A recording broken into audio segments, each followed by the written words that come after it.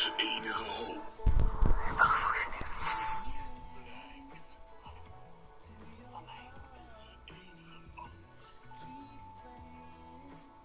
AstraZeneca. Dat is niet mijn werk, vriend. Ik heb nog een dosis Pfizer.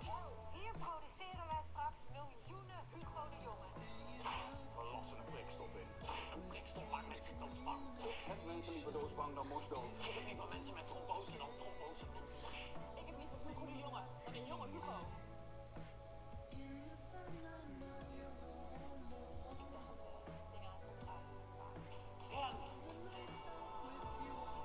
Alsof Moderna geen bijwerkingen heeft. Laat het vaccin vallen.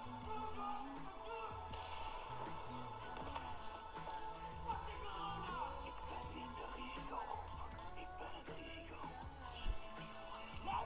Jij spuit mensen angst in. Weet jij wel waar dat je erin staat? Wist je dat de allochtonen altijd als eerste doodgaan in zulke films? Ik heb er zo'n kankerbende van gemaakt. AstraZeneca. De grootste bijwerking van AstraZeneca is een wispelturig beleid. Ja, de bioscoop waar je niet naartoe kan.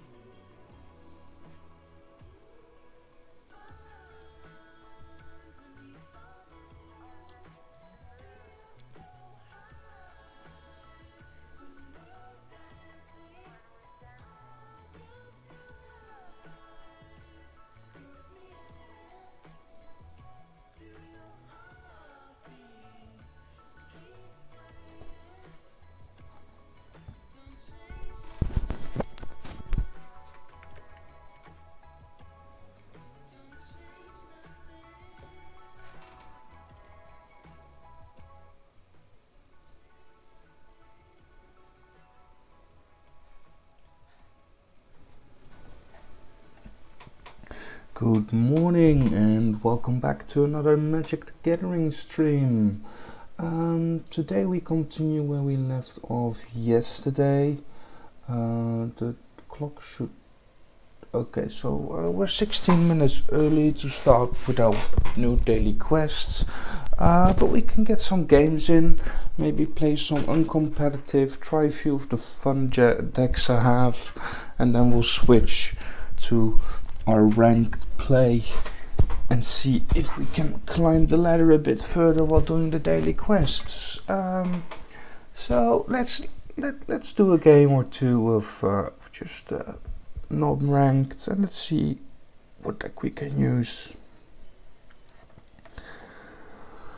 So I haven't played with this one in a while. I think we'll give this one a go. I like this deck a lot. I know it's mono white as well, but it works with very different mechanics than the other one. This is all about the win condition of Angel of Destiny. Angel of Destiny is an amazing card. It has double strike. There's very few cards which actually have double strike, I found. But the big thing is, at the beginning of your end step, if you have at least 15 more life than your starting life total, each player Angel of Destiny attack this turn loses the game. So you don't need to do damage for that to affect, you just need to attack. So if I have 35 life and I attack with Angel of Destiny, I've won the game. So that's what this deck is built to do.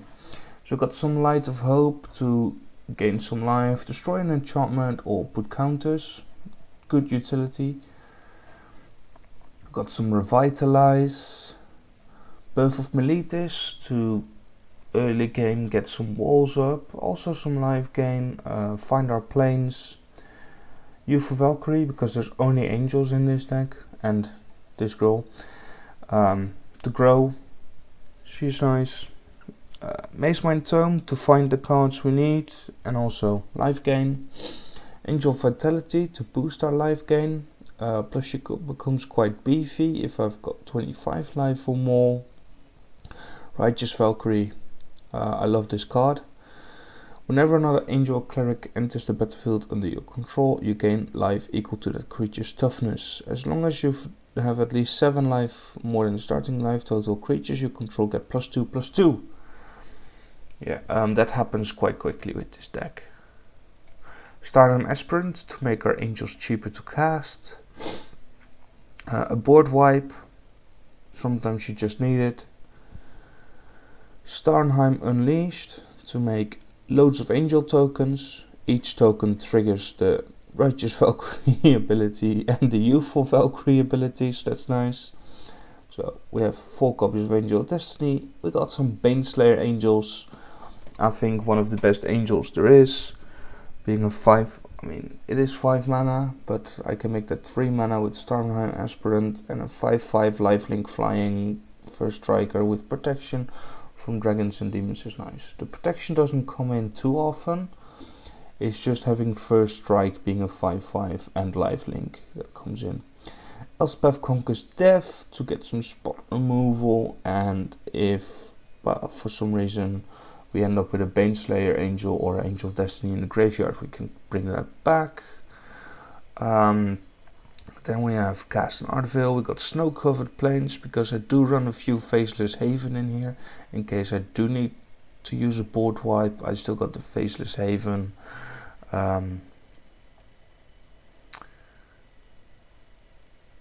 As such. So that's the deck. Let's get into it. I think we'll play 2 games with this and then we'll go back to doing ranked.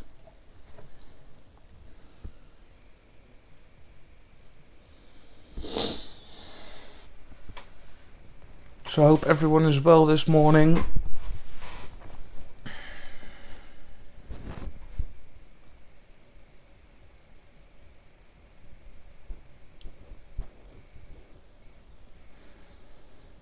There we go. We found an opponent. Game seems a bit slow. Fratalia. Lurrus. So we're probably looking at rogues. This okay hand. It's not great. He goes first, so I'll keep it if we're on the draw. Especially against rogues, because there's cards in here that I don't want to have milled. But it is Lurrus with red. So what is this deck? I will not cast this, because we might need to remove an artifact or an enchantment. It is Rakdos.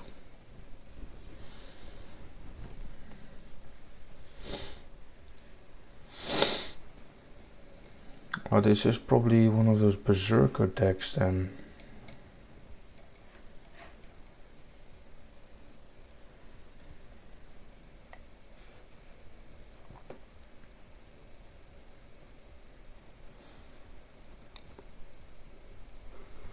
Although those wouldn't work with Lurrus as a companion, so yeah, honestly I don't really know what they're doing. Feed the Swarm.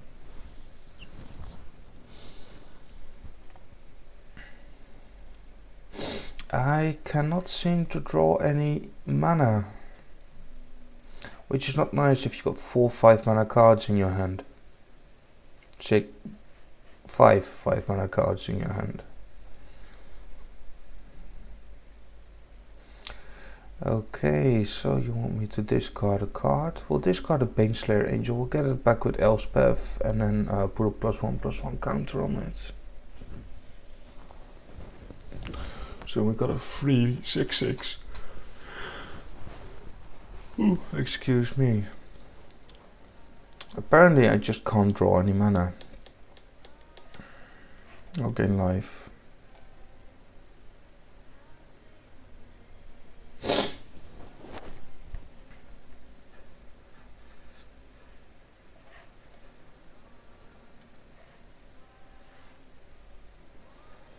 So I missed 2 mana now. Got a 43% chance of drawing mana, which we just can't.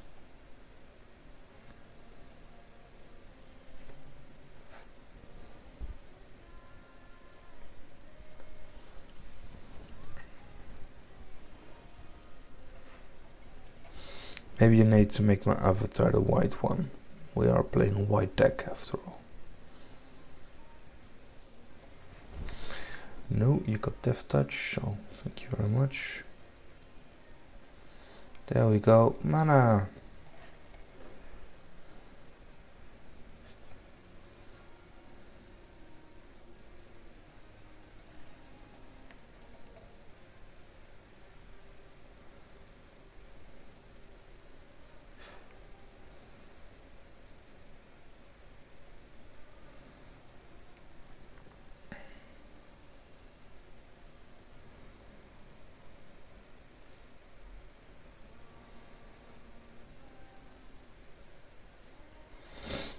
And we have a clean board again. Sorry to say, I don't think we're winning this one, just because I did not mulligan my hand.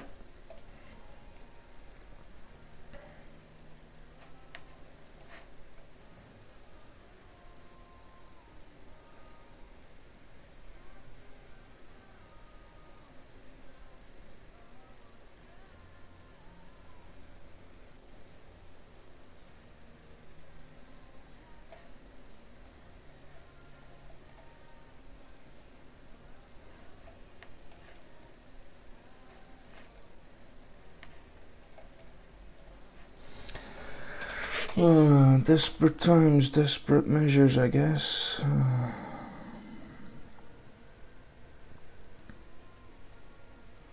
mean, if we do get one more mana, we just cast our Baneslayer.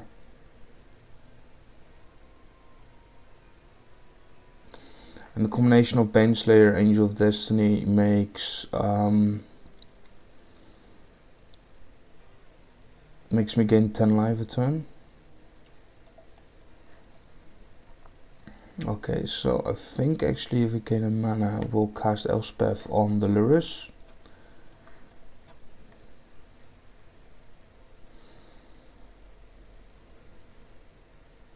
Because then he can sack this one more time, but not bring it back with the Lurrus. The Lurrus is just annoying.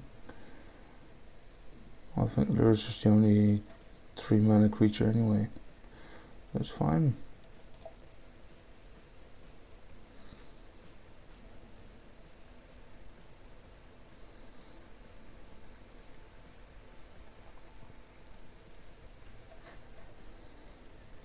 They can escape Kroxa?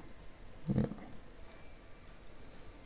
No, they can't because there's 2 Kroxas in the graveyard. Unless they want to exile Kroxa.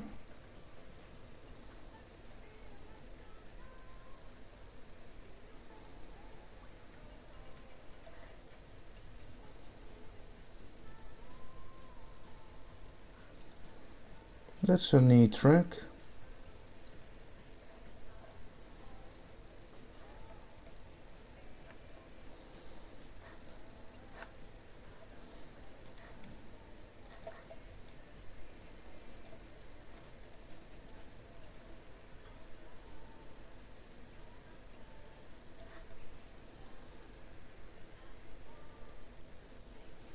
He can't kill unless he plays another snowland. He can't kill the Baneslayer Angel because he only got 4 snow covered lands.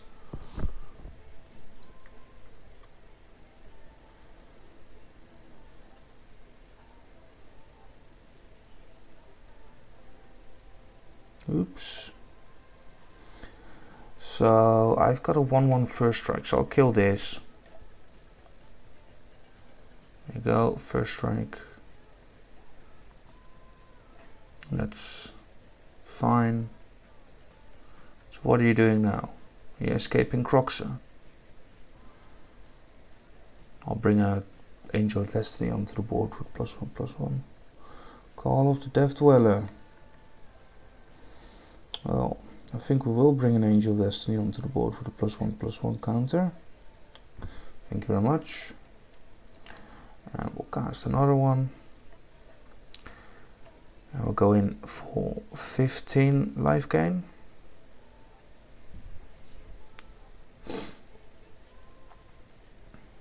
Okay, so he can now kill the Baneslayer Angel. He can't kill the Angel of Destinies unless he uses Blood on the Snow.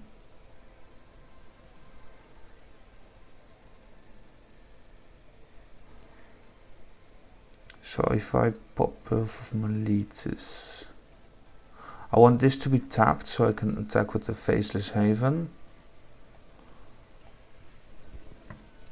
So this is one of the reasons Faceless Haven is in the deck. In case I get board wiped, I'll still have something. This is 2 of my 4 Angels of Destiny in the graveyard though. And 2 Baneslayer Angels, 2 Righteous Valkyrie. That's not very nice. Quite a big graveyard already, with all the good cards. And I have a Croxa on the field.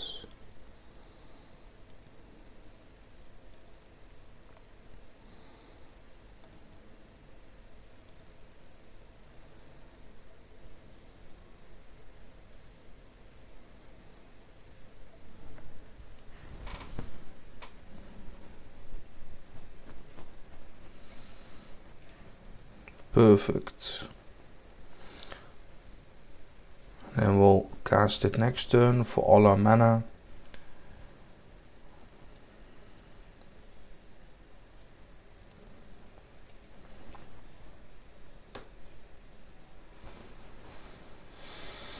They might think this is a Doomscar as well. Yeah, that's fine.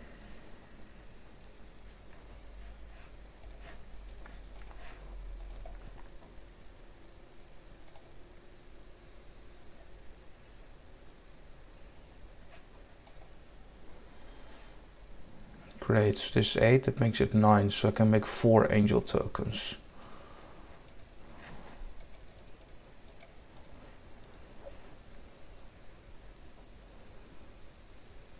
If you would have had Righteous Valkyrie, it would have been plus 16 life now, which would have triggered his ability, and there would all be 6/6s. But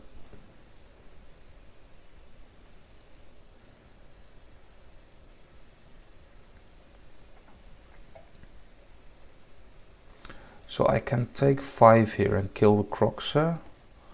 He does have enough cards in his graveyard to escape Croxa another time. Do I take the 6 and kill the Archfiend? Either way, I'm gonna lose 2 angel tokens. I think we kill the Flyer.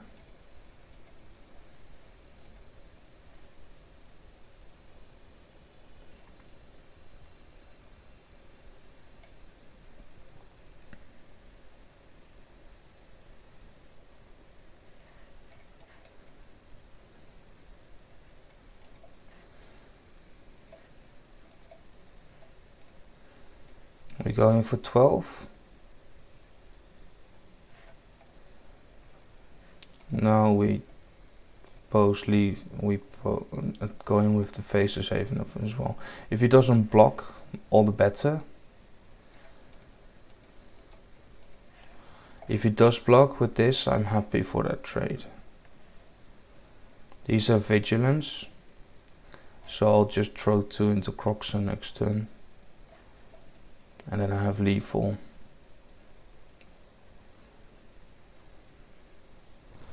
Oh, it's just not quite lethal. So he'll attack with the Croxa. I'll block with 2.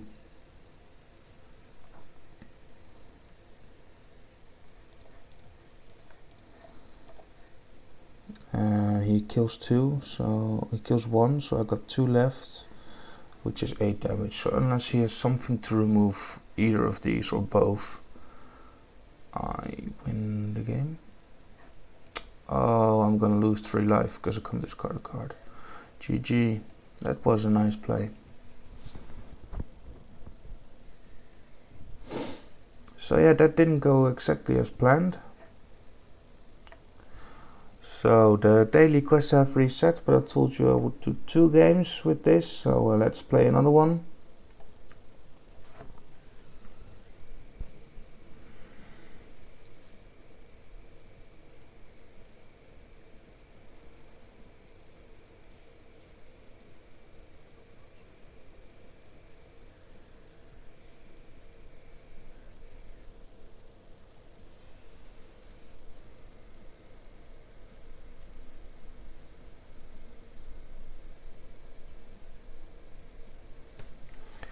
Okay, so this is a much better hand than we had before, because turn 2 we can play Valkyrie, turn 3 we play Aspirant to make all the, and then turn 4 we can play the Baneslayer Angel because it's only 3 mana.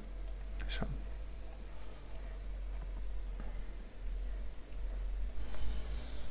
Okay, so we got an island. Are you gonna bring out a Ruin Crab? No. A Valky, God of Lies. You'll probably take my Baneslayer Angel. Oh, he'll take my turn 2 play. That's fine. So he knows my hand now.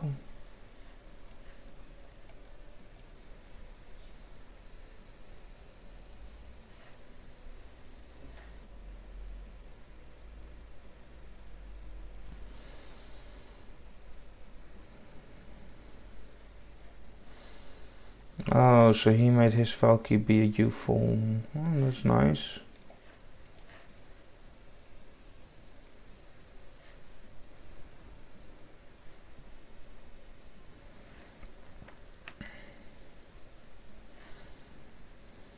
What is this deck?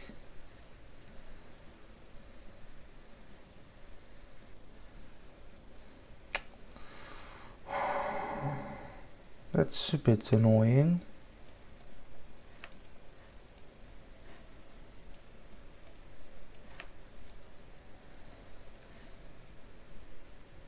Especially because this is 3 mana.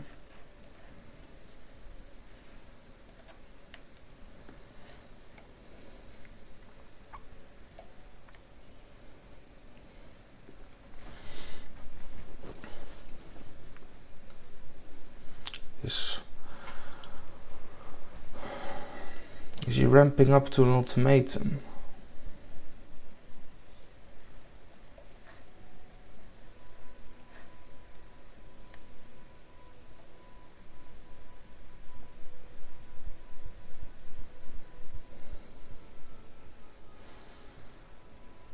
I got protection from Dragon's Mate.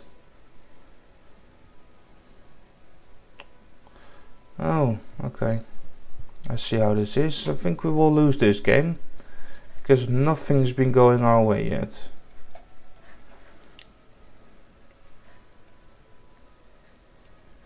Gain 5 life. We'll block the Valky, which you won't attack with, of course.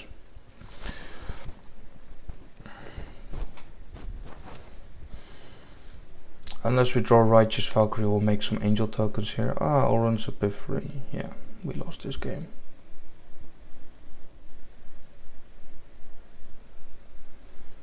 Yeah.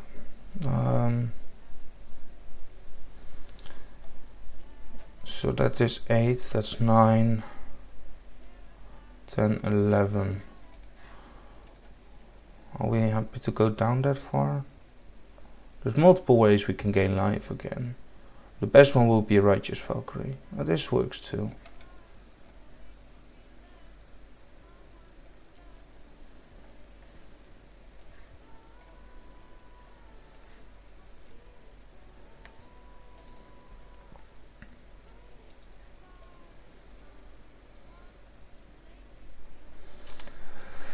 So, yeah, not a good run for this game so far. Normally this deck plays a bit better. I don't know. Wrong matchups, I guess. So is this lethal? Yes, now it is. And thank you very much.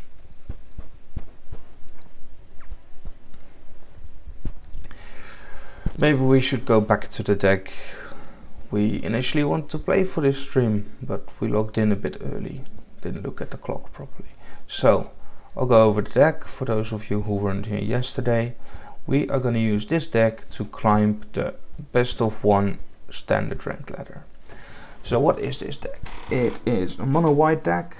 I know it says that there's a black card in there, but that's because of Lurrus, which can be used cast with white and black mana.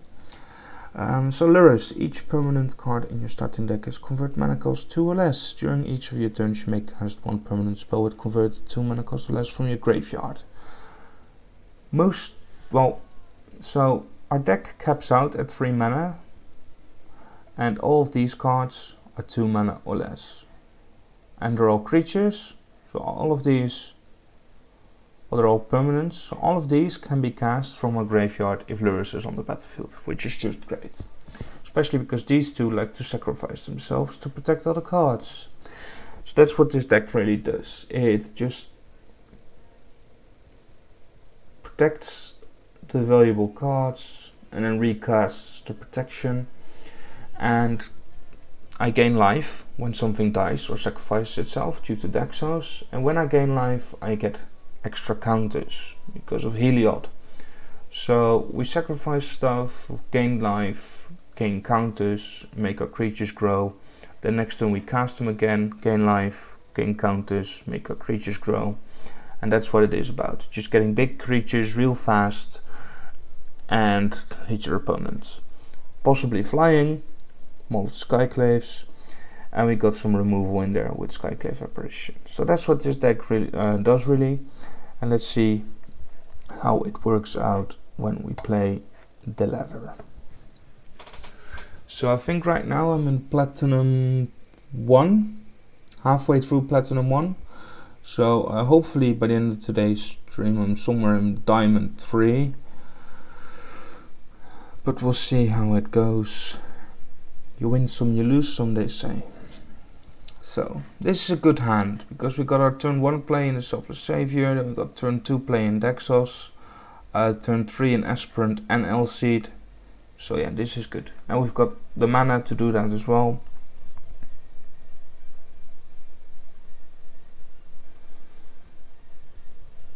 Luke Sky, I've played against him before. I think he was doing Sultai Ultimatum then. He's got the cool Black Lotus avatar. Most expensive Magic card, if you find an original one.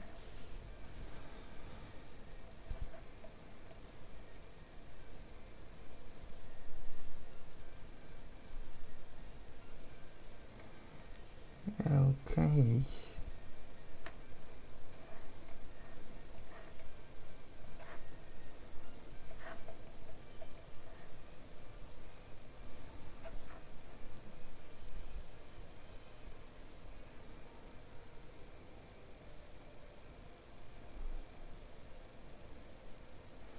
I'll probably take the Aspirant, yeah.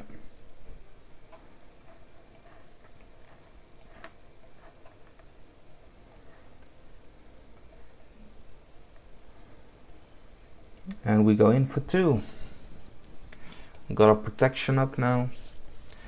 Sadly not the Aspirant, but well, if they drop a creature we can Skyclave it. Foulmire Knight. Is that something worth Skyclave apparitioning with? Not sure. We can't do it anyway because he discards a Skyclave apparition. Exiles it.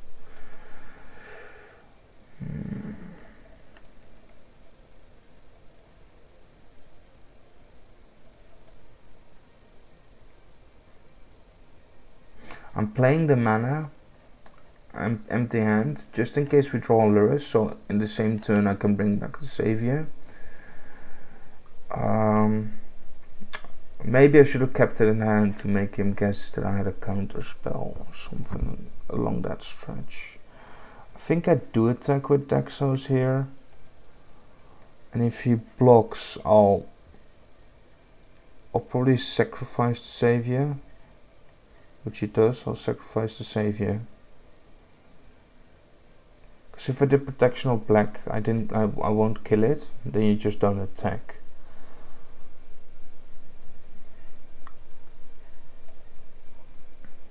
Gain some more life that way. Banishing Light, that's a nice card to have.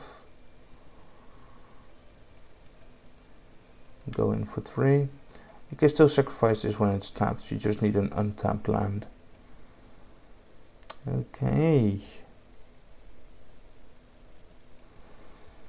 So that's annoying. Doesn't matter who he blocks with. Okay, that's fine. I'll sacrifice this. Protection black. Okay, so you do kill it when you're protection black.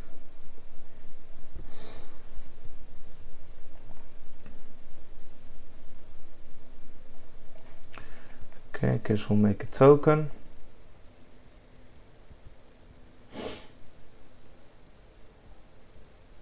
And he's got, yeah. There's a lot of instant spell cards in this deck of our opponent.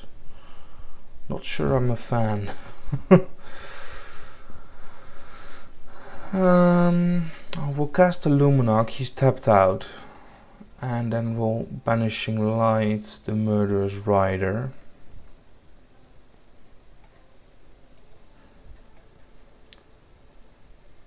Attack with the token. If he blocks, I'm happy to take that trade. If he doesn't block, we'll take the 1 damage.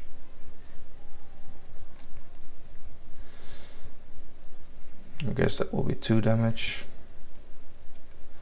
I am not going to sacrifice my aspirant for that. So this is annoying.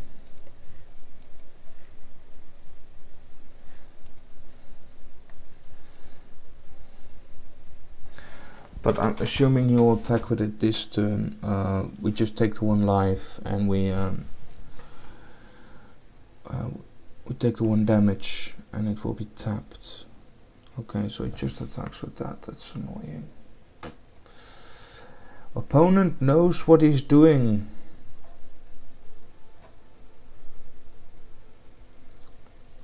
And he's got annoying little critter. So this is where we need to start drawing our win condition cards, which are Daxos and Heliod, or a model Skyclaves, or Lurrus to bring all of that back.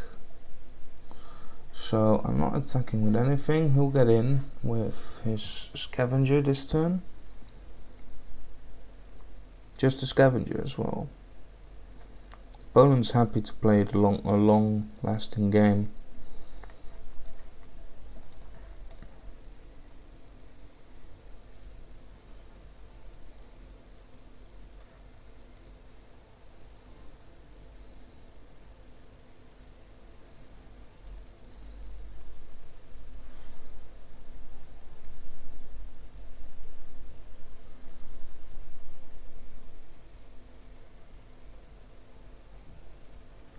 Okay.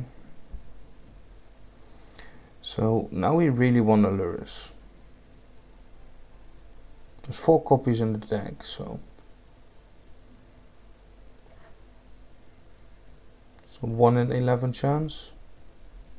We'll keep this in hand. I've got enough mana on the field. I want them to think we got a card.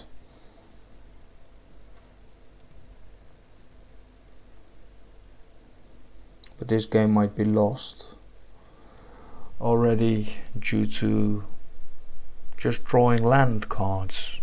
I think we draw land for 1, 2, 3, 4, 5, 6, 7 turns in a row.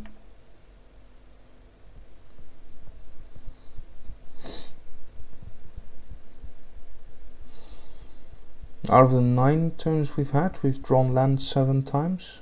Yeah.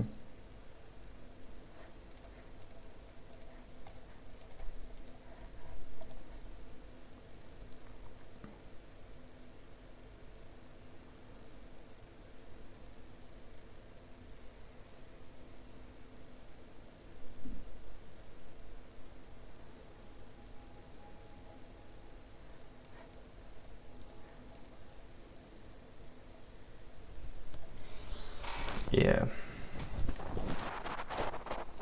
I mean, they're at 25 live now, I'm at 10. This is just not great.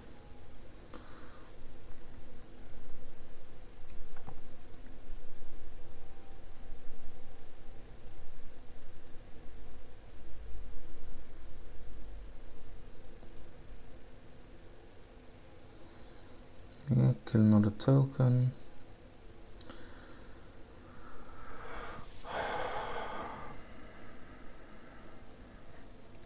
Jump block that one.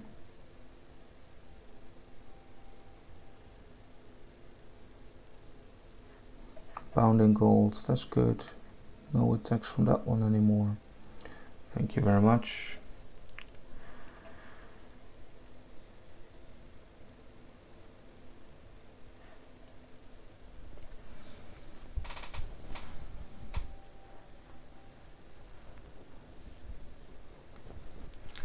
So what do we do here? Well, we need a good card. We need to draw a good card. And we've got a 10% chance of drawing an Heliod and a 10% chance of drawing a Lurrus. Either of those will help. Like Heliod won't, actually Heliod at the moment won't help because we don't have the devotion.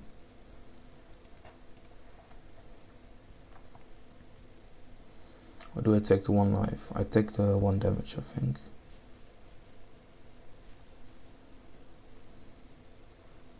That's nice.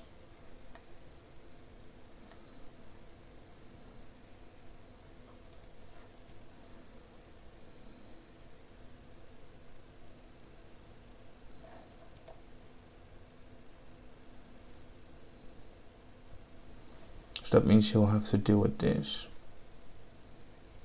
Okay, so our opponent's out of cards as well. But he's got the Castle Locthwain. Is that an instant speed? Nice. Not a Castle Locthwain. Okay, so now we need to block here. So I need life gain, otherwise in 2 turns I'm dead just because of his attackers.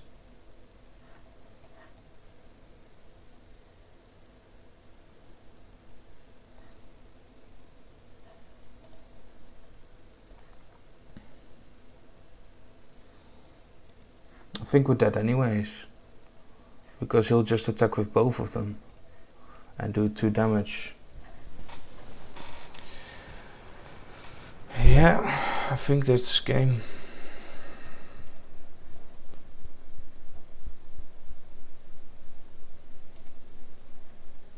GG. And we're out. So that was unfortunate. I think we did complete our daily quest though. We played like 50 to 25 lands in just that game.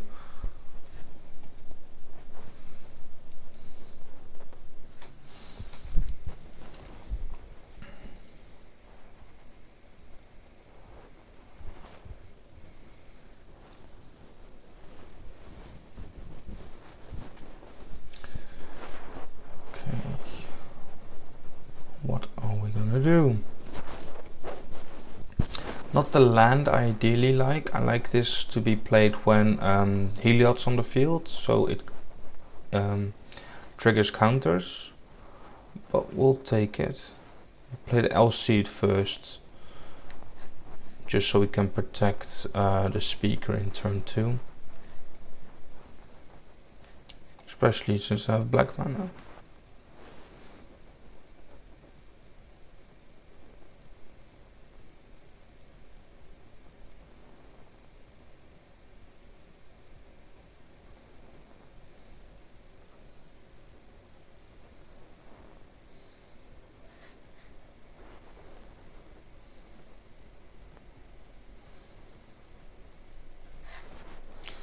Interesting card.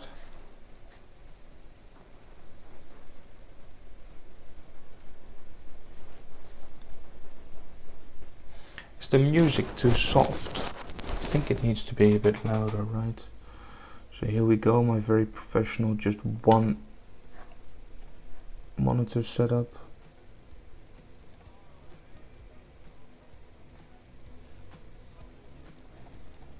That's a bit better.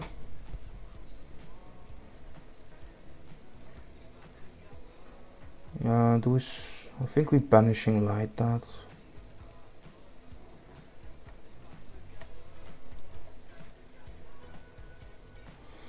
And then next turn we play Heliod, drop the land, attack with the speaker. We'll get 2 counters.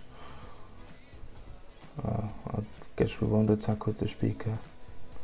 We'll drop Heliod anyway. We'll play the land, put the counter on Heliod.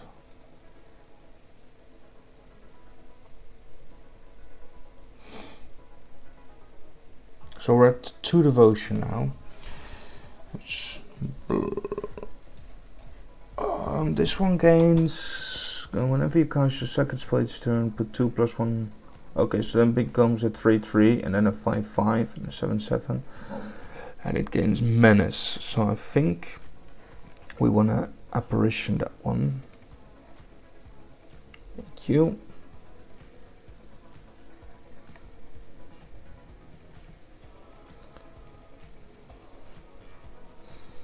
So Heliod's now at 4 devotion, so when we cast either of these, he's going to be at 5 devotion.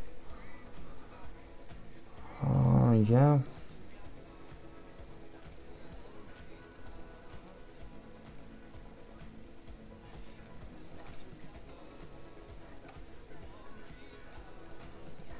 I'll cast a Bounding Gold on that.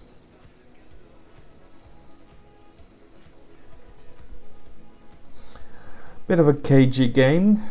I mean, I haven't, like, everything that could have attacked on my side died instantly, and everything they had I removed as well. So we'll take your Order of Midnight. Thank you very much.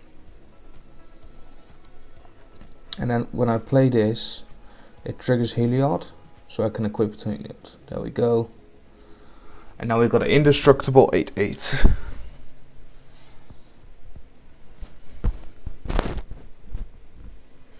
Indestructible flying first strike 8/8.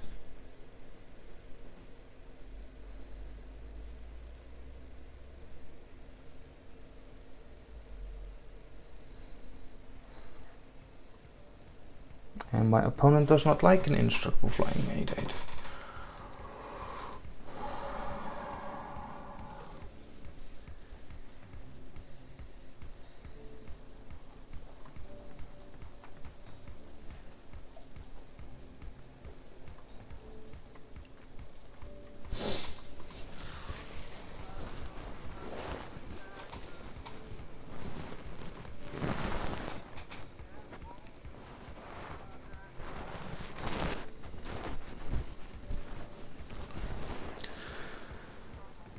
So I'm not gonna stream Magic as long as I did yesterday. Probably gonna make it a 2-hour stream. We're at 45 minutes now. So another hour of content of me just dropping cards, being bad.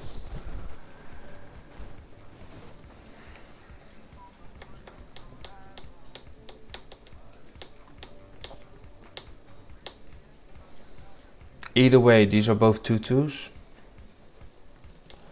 I think Texas the better play here, because I will gain life if he doesn't remove it with the Lumagnarch Aspirant next turn.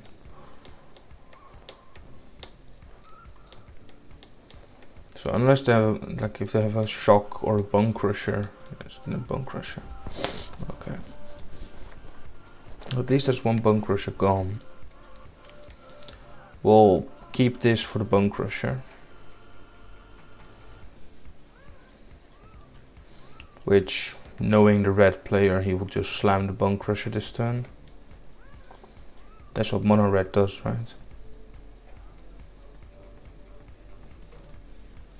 Yeah, here comes the... Oh, Annex! I'm happy to Skyclave Annex as well.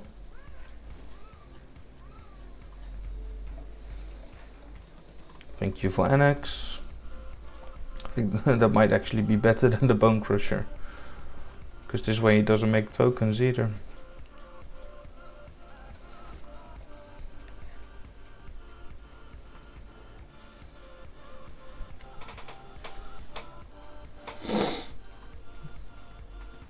Next turn we'll put a token on the Skyclave, so he can't remove that unless he has a Frostbite. Another Annex. Luckily we got a Banishing Light. How many copies will that run? 3? Maybe 4? Probably 3, because it's a legendary creature.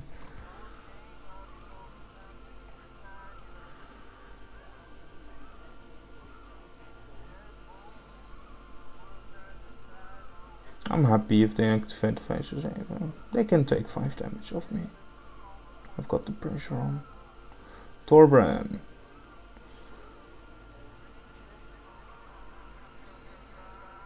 That's 3 damage.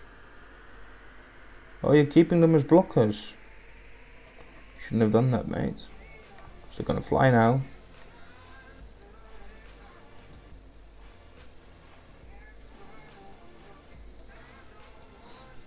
We'll cast the L-Seed to give this protection from red. We'll make this a 4/4, so he has to block with 2. And we go in.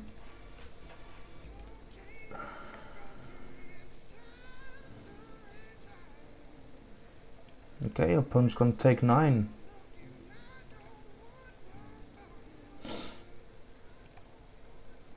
You can do some damage to me next turn, but that's fine. I'm still at 20 life. Yeah, gold spam. That's cool. You're attacking the gold spam. Cool. I'll block Torbran with L-Seed, Sakai L-Seed. Block. He does not have an Ember Cleave. Well, he can't cast an Ember Cleave, I think. Can he?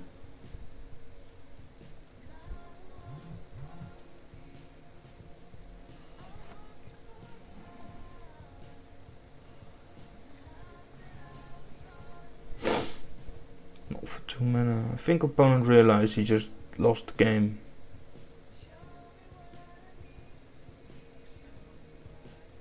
What's he trying to do?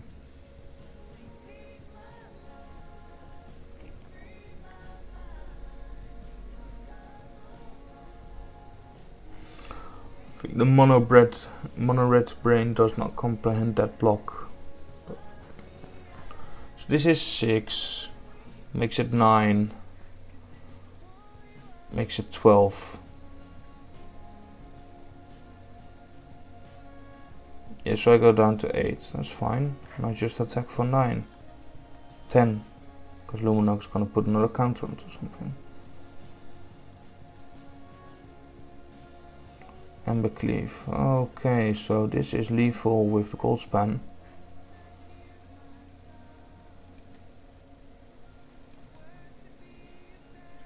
Yeah. Ooh. By the skin of my teeth. He was calculating whether it's gonna be lethal and then. Oh, nice. Pulled that one through.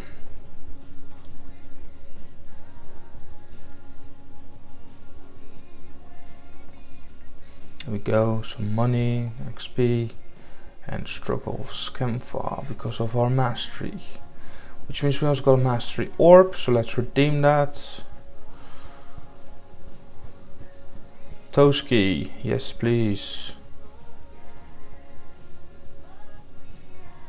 The legendary squirrel.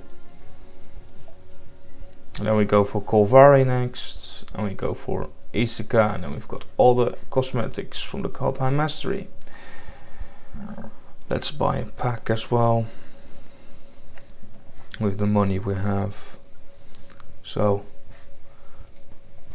as explained yesterday, I've got 4 copies of almost every card in Kaldheim already. So I'm just doing Zendikar right now. Because I like Zendikar.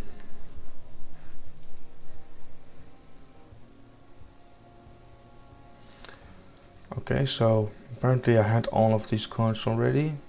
Maybe not in 4 copies. And Archon of Emeria, that's a new one, did not have that one before. Each player can't cast more than 1 spell each turn. Non-basic lands your opponent control until the battlefield tapped. Might have some play. It's a flying 2/3 for 3. It also means I can't cast. Excuse me. It also means I can't cast more than 1 spell a turn, so You have to build your deck around that card, really. So let's see. Okay, so that was second copy, fourth copy, third copy, second and second. So we're getting there with our copies of cards. And let's play another.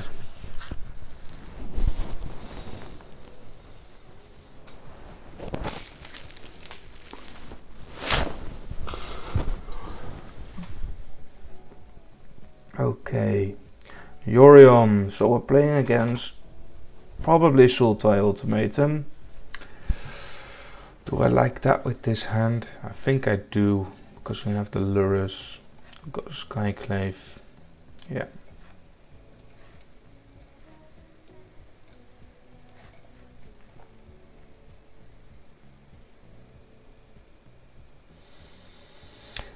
Maybe I should have played the Speaker there, be aggressive, but this deck runs black mana.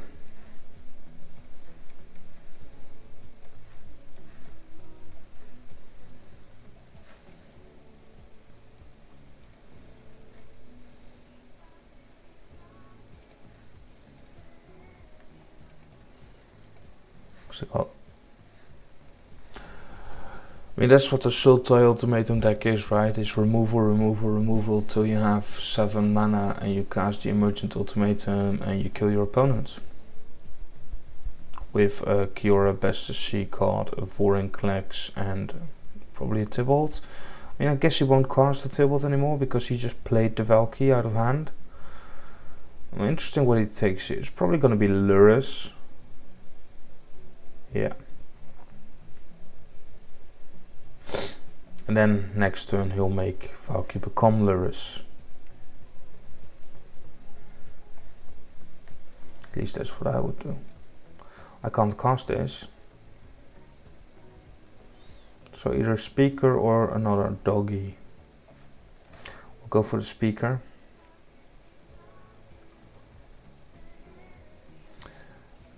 For now we'll make the Aspirant a 3/3. So he can't block that. Well, he can, but he won't want to. And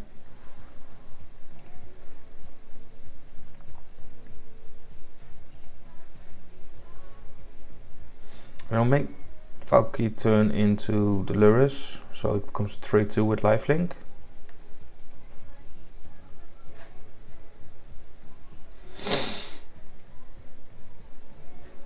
I guess he won't do that yet, because he does not have the mana for it.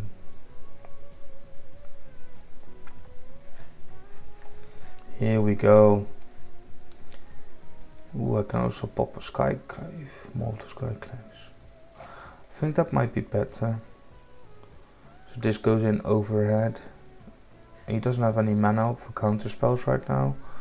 So this goes in overhead.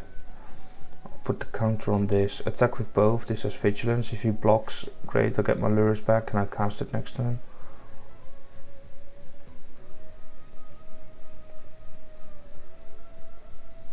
Yeah, that's fine. Thank you.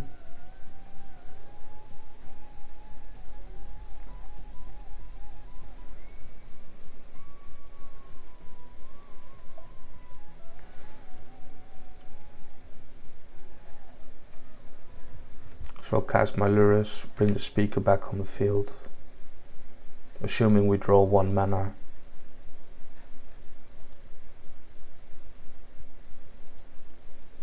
Which we do. I mean, opponent does have mana up for counter spells. This deck probably he runs a Saw It Coming and a Mystical Dispute. We'll bring Daxos out so we have the mana to pay if he throws in. Oh, opponent does not want to do that. So I'll throw the Selfless Savior in as well, gain a life. Yeah, thank you. We'll put a counter on that so he can't Heartless Act it. We'll attack. Bones at 5 mana, so we need to kill him next turn. What was the ultimatum drops? So what's this? Shark Typhoon.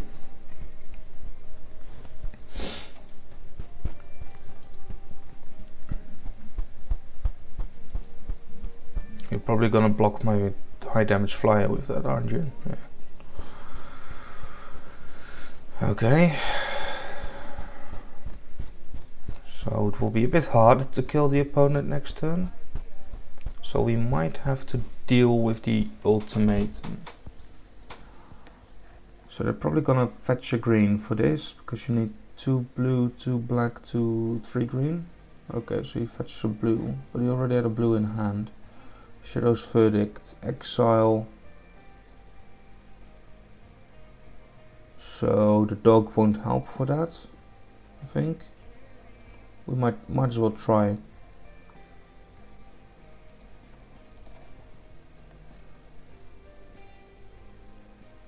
No, dog does not help.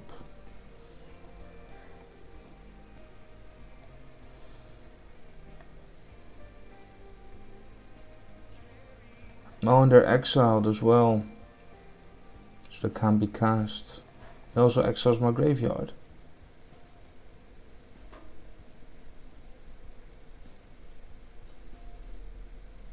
Oh, that's not very nice.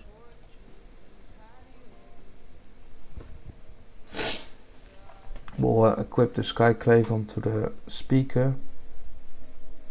Kiora, best the Sea God.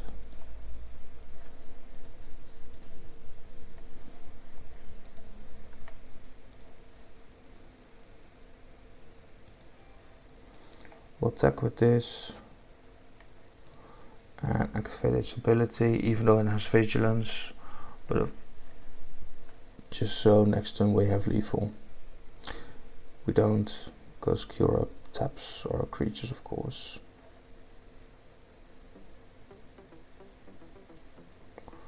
And he will gain control unless we draw a Banishing Light to get rid of the Kiora versus Sea God. So we really want a Banishing Light here.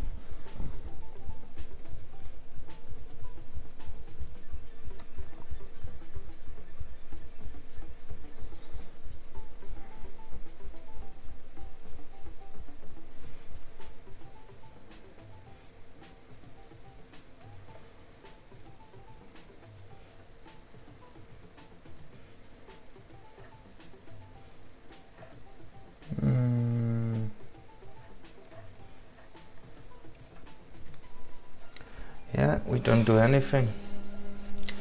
And our opponent gains control over Angel.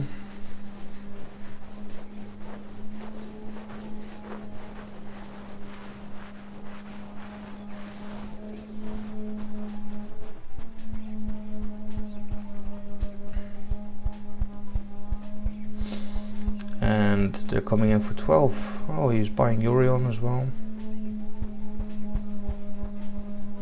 Sorry for that noise in the background. I think the neighbor's drilling into the walls.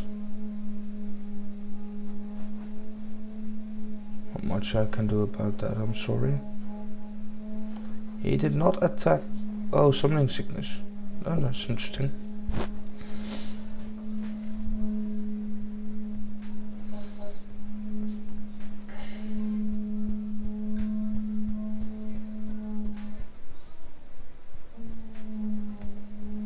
So what do we want here?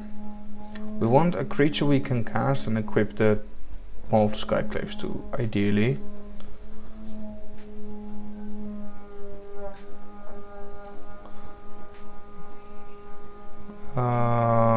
That's game.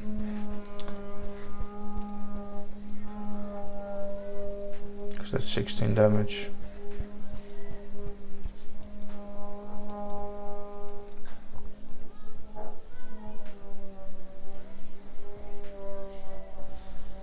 I think literally anything but the Maul of the Skyclaves would have worked.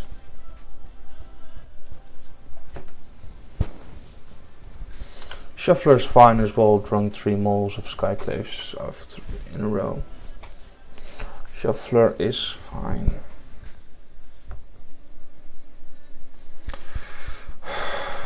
Oh, forget about it, next game. I go first, but 3 Heliots in my hand. Guess we'll keep it. I don't like to mulligan on the play. I mean, we can play stuff.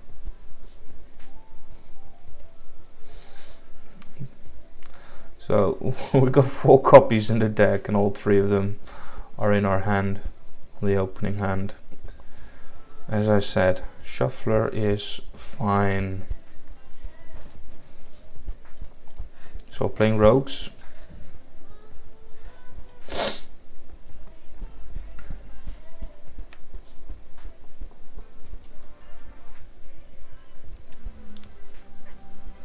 Yeah, here comes the mail train.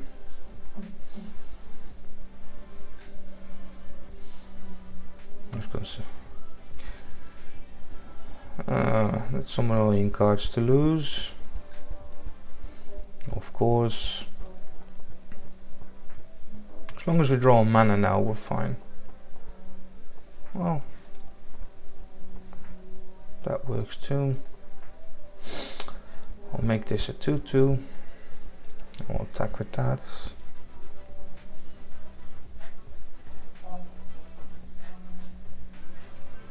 Yeah. Just so I gain life, mate. Next turn, this will be a 3/2 with Death Touch. There we go. Opponent does not have blue mana, except for the Triome. So that's good so far. And opponent does not have any blue mana at all right now. So that's actually great. We won't get counted. Assuming we draw a mana. Give us a land, please. No, we do not get a land.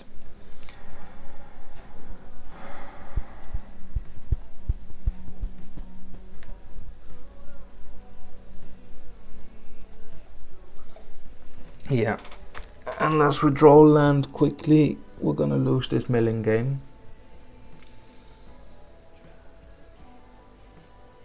God, I hate rogues.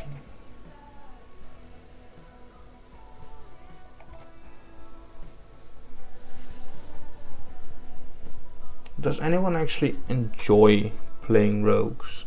Highly doubt it.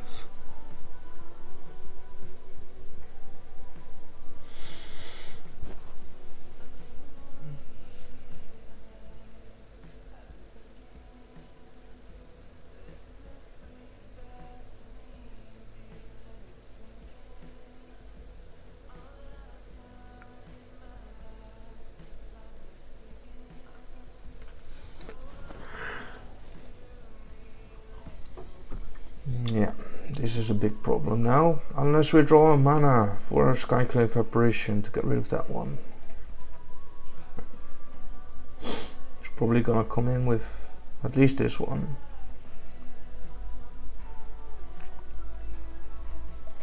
How many cards am I down to? 33. So he's milled me 17 cards already. I can't block this. Great, another card. There goes all our lands. We want to draw those. We don't want to mill them. It's annoying. If we don't draw land next turn, I'm just gonna scoop.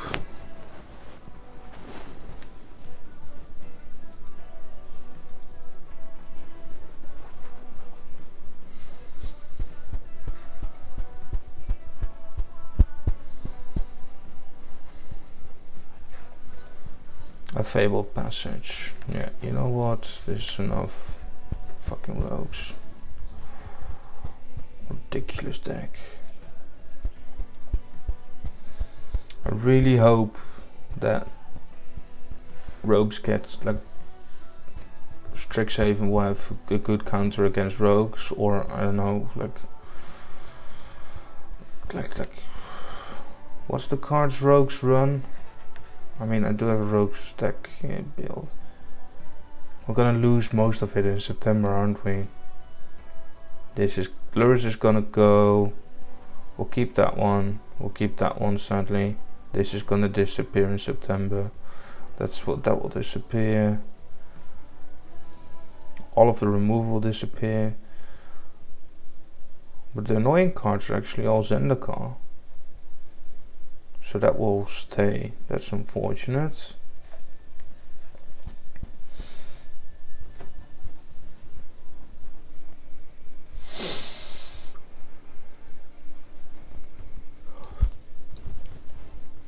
Stupid rogues.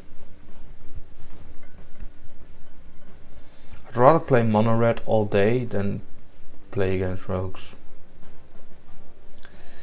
And we have another ultimatum deck, assuming that's what the Yorion's for. I mean, is the Yorion ever not for an ultimatum deck? He does have really cool sleeves.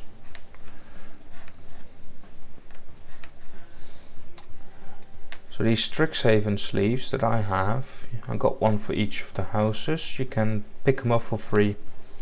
The codes are, the codes are all around the internet.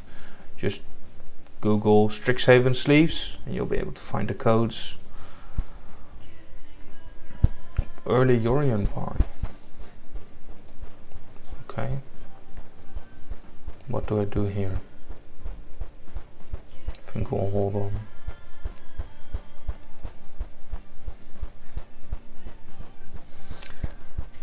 We want them to drop something. A creature. Okay, they don't, so I guess we will run out of Skyclave Apparition. The Salt Ultimate, it doesn't run many targets for the Skyclave Apparition anyway. Binding the Old Gods would have been a nice one.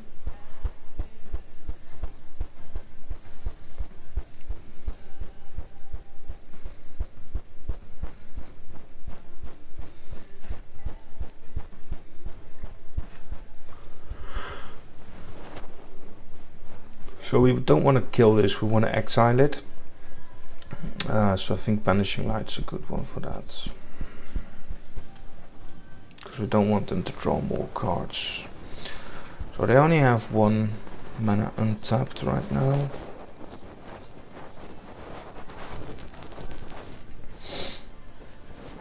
Do they have the mana to cast the ultimatum? Not yet. They will this turn. Binding the Old Gods, there it is.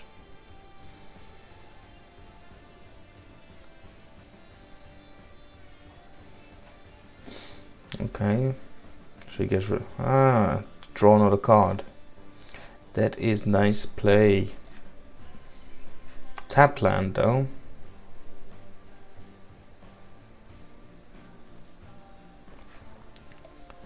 Willful Haven.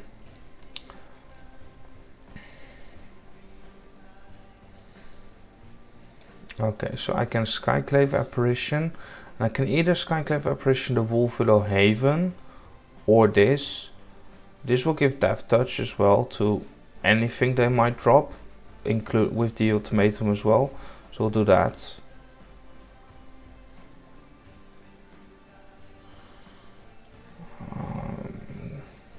Yeah.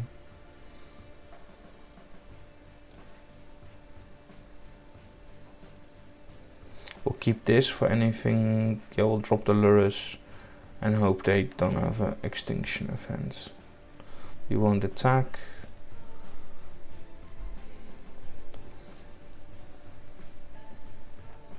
Extinction event it is. We'll name Odd. Yeah.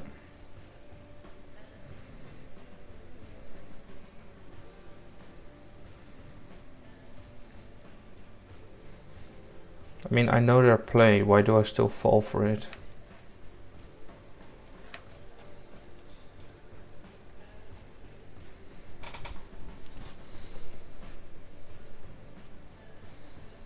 How many games in a row have we not drawn a Dexos?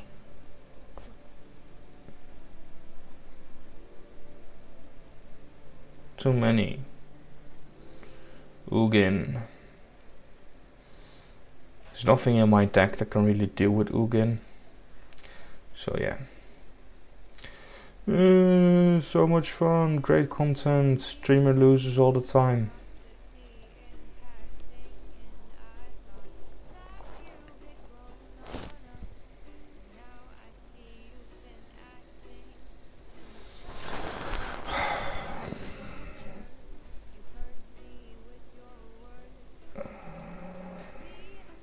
Shall we just play Friday Night Magic?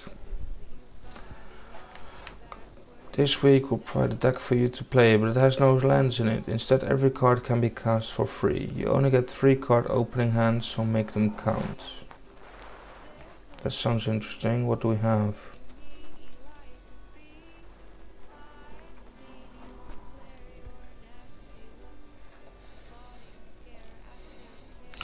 A whole bunch of stuff. That should be fun. Let's just play that.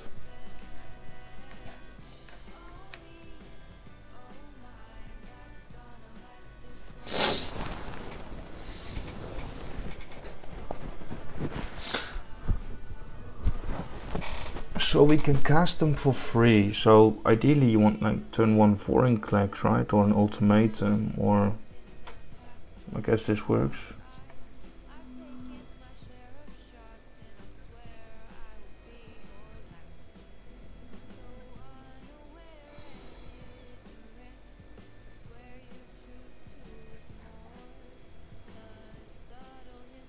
Okay, I'll do 3 mulligan, let's see.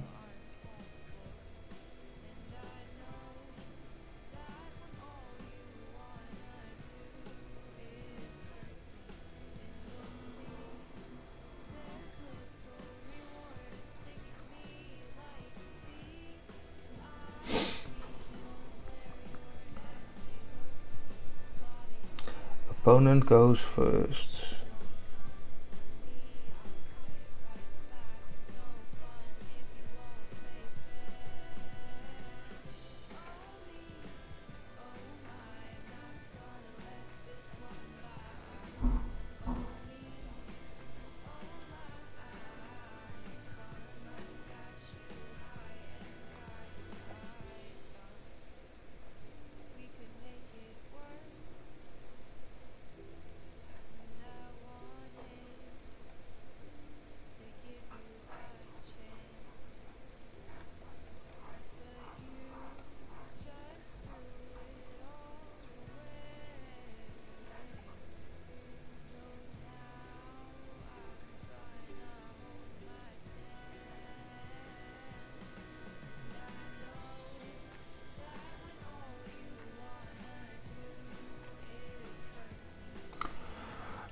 We got Epic Downfall, the Rager.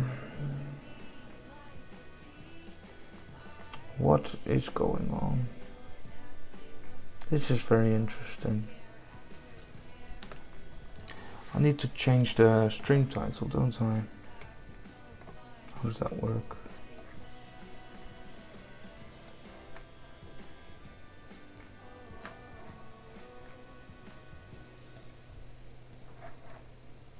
I guess we'll keep it for now. This is my amateur setup, so I mean I don't have a second monitor. Ideally I run a second monitor, but it's like being on furlough right now, I can't afford one.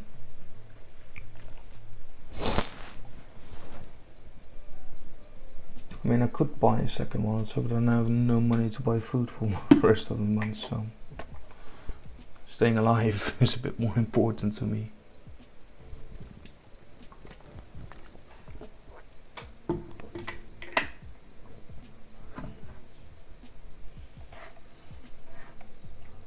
We got a 146 card deck. I reckon these games take ages, because nobody really knows what's in your deck either. We got a 150 card deck.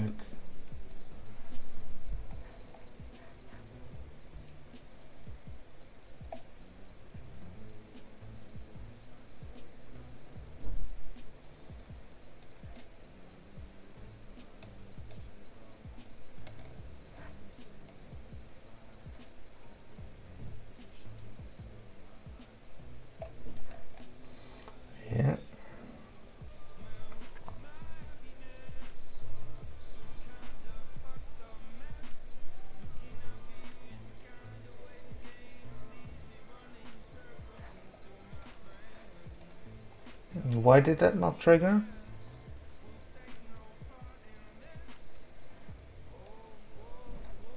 Guess we'll cast this as well.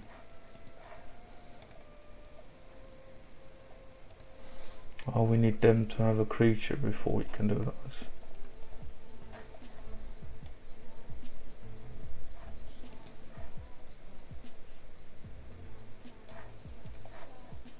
Do we care about this stuff? Not really. I think we'll just go. We'll just go in.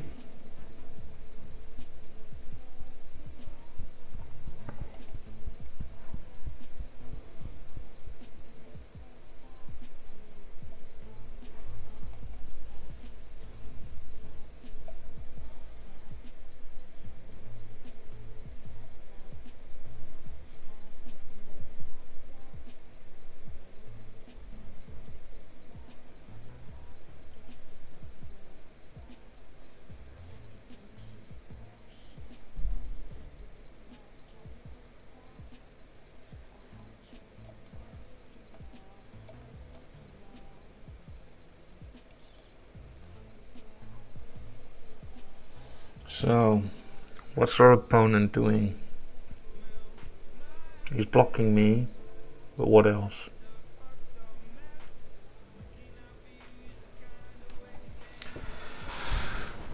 Opponent's getting rid of my board, yeah.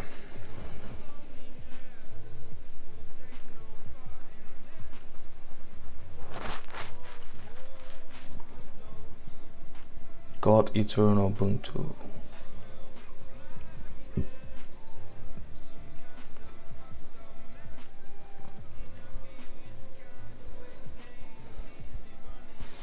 That's an annoying card, especially because this doesn't really counter that either.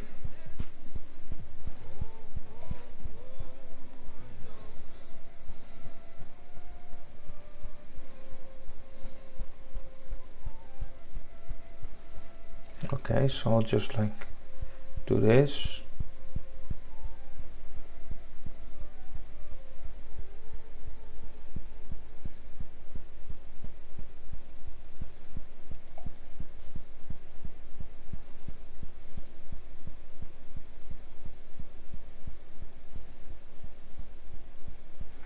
Yeah, you're gonna put it on as the third card in your deck. I don't think you did. Oh, he did? No, he left it in there.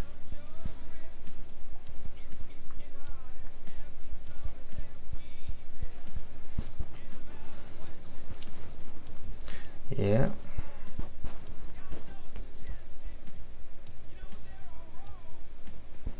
Do I protect it? I think I do.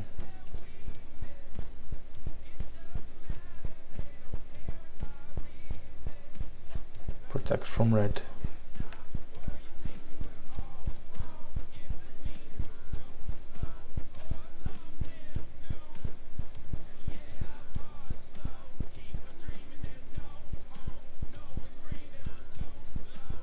Okay.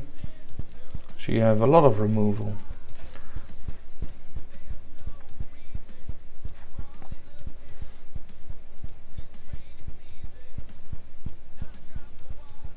No creature?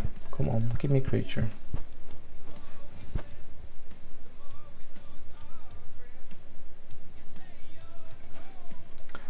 Well, I don't have any plays.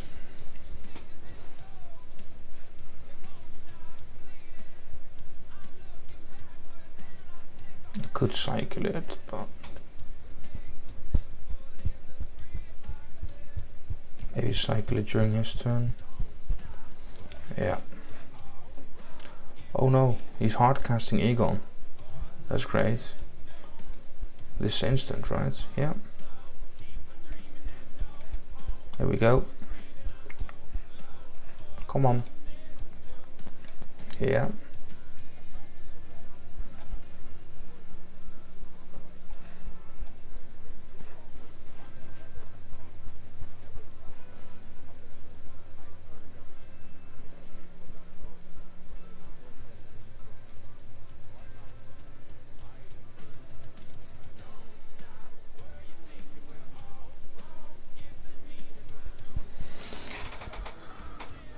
Well, this is just a great card. We gain some life. It's a 6/6.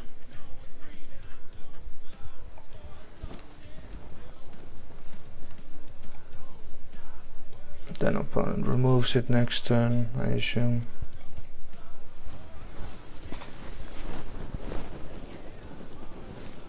This is just big beastie brawl, really.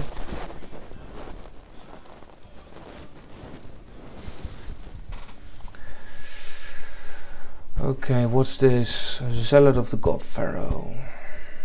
Well, now has lifelink and other stuff. Okay.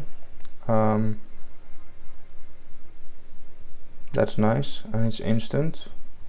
So I'll just do this. We'll kill that.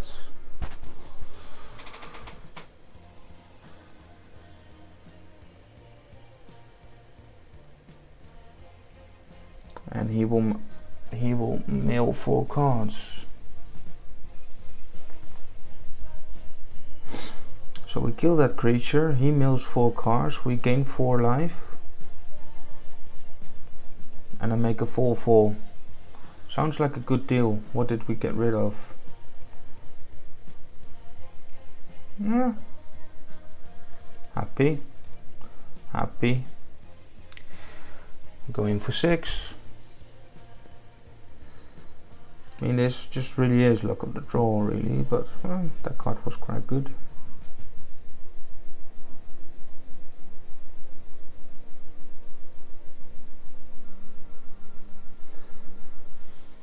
So, and the next time they cast something, which has an ability, we just do, not happening.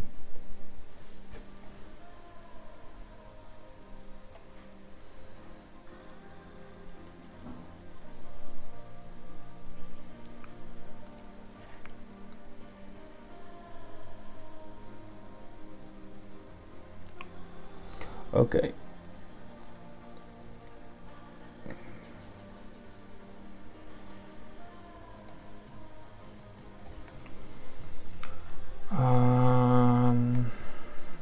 We don't want this one.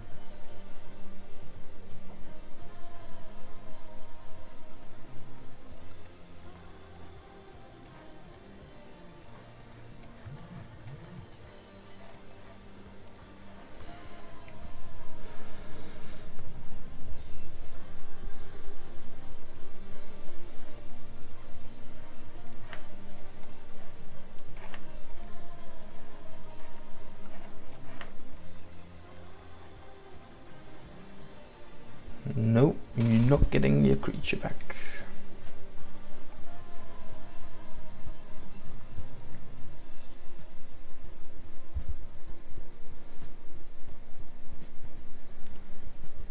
This game takes forever. Also, our opponent's not very quick. I mean, you just have one card, you just slam the card, right? It doesn't really matter what you do. We've lost this game now because of him being lucky with that one card. But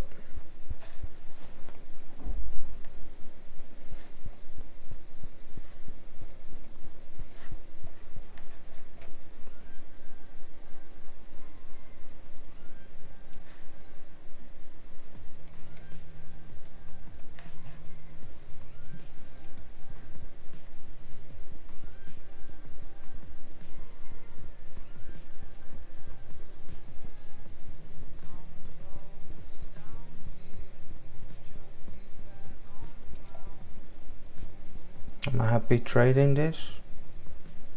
I think I am.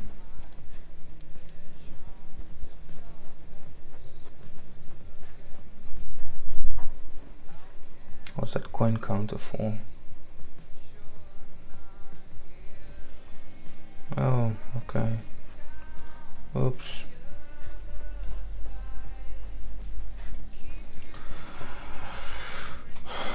Yeah, this is a lost game. I'm not really feeling it today. Ah, shock.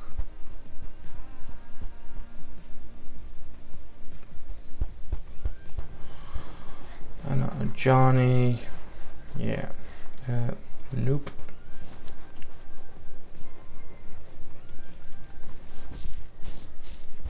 So we'll try that one more time and then we'll just call it a day because I don't know. It's not been my day so far yet. We won 2 games, lost 5 or 6. I don't know. It's not been good.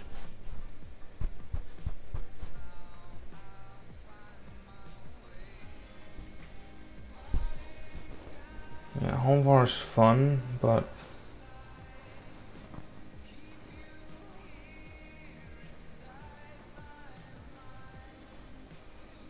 this is actually not a bad opening hand. Because we cast this.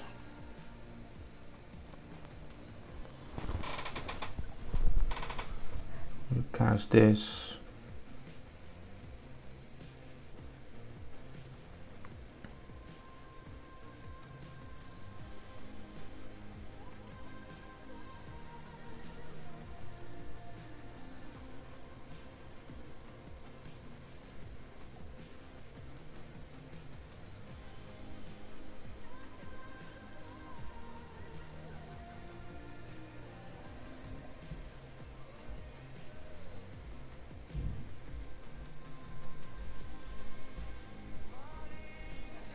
Cast Haka.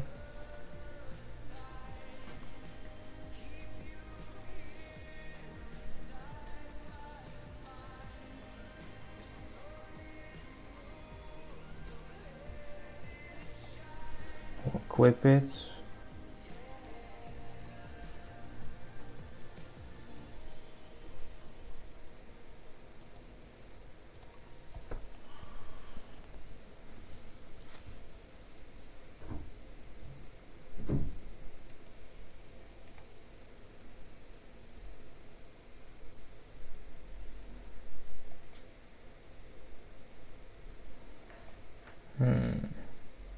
Do we play this now?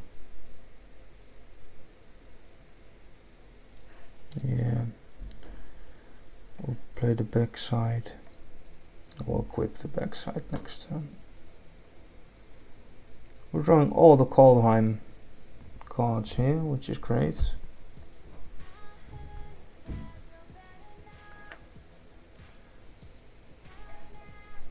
So he can't kill it. Well, he can kill this, but it'll go back to my hand. So.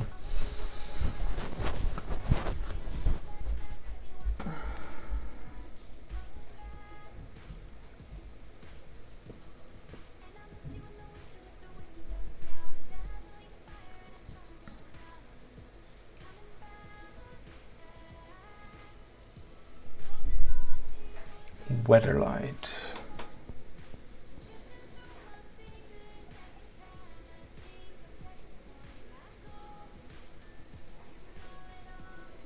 A nice vehicle. What's this? Ronan Imtal. Death Touch and Indestructible.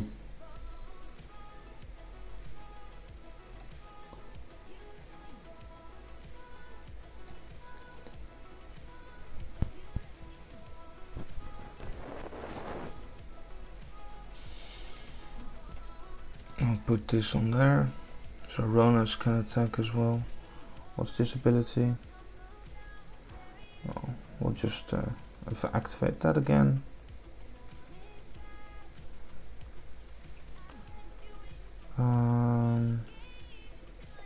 Library.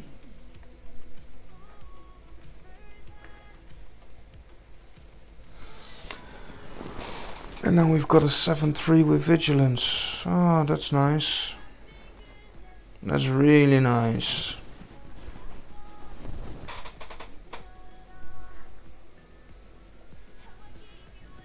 I mean, we'll kill it with this next turn. But that was nice play, yeah. Yeah. Yeah.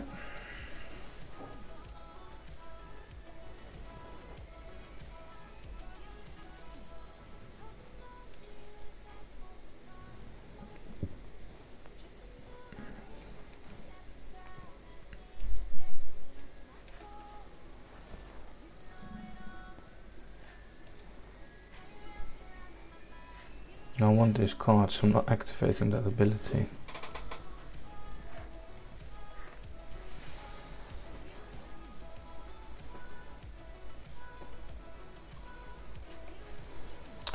A Seeker, so that's gonna be a prismatic bridge. Yeah.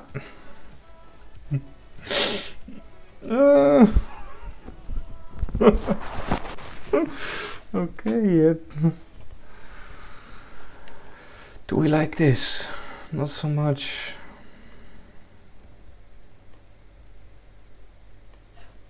We don't like this at all. We'll destroy this.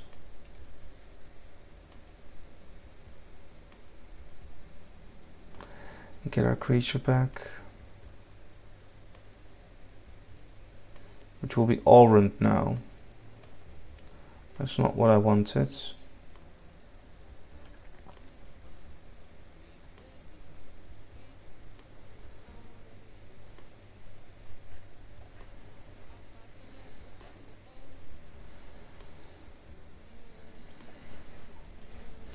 Let's see if we can draw another creature.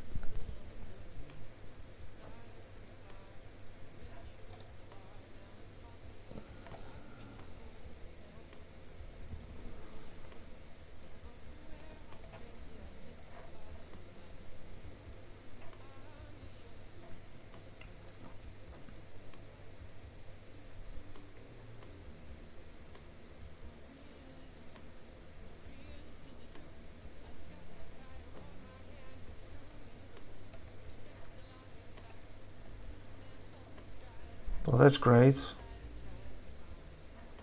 we get an annex, we get a Scholar of the Lost Trove.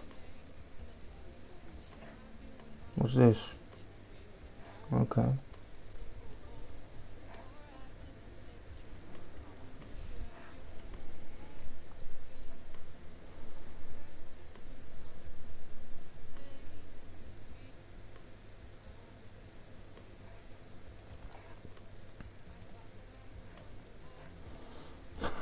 So I can destroy one of his creatures with this one next turn. So that's nice. It'll probably be this one.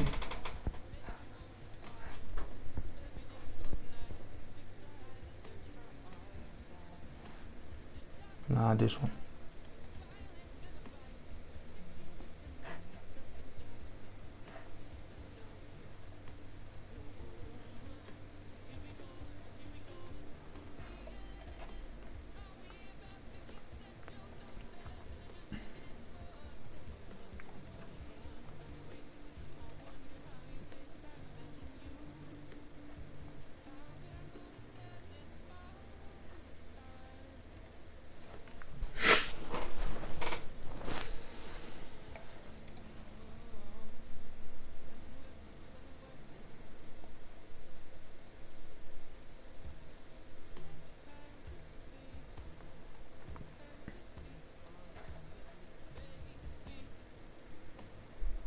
That's tapped, so I think we'll destroy this next turn.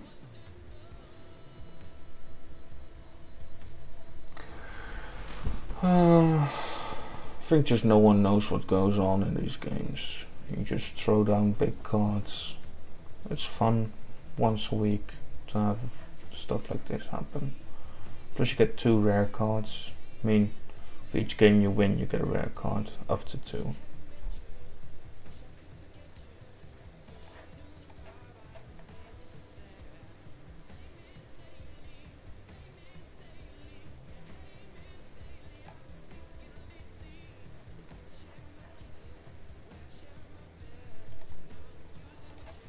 So we'll exile that.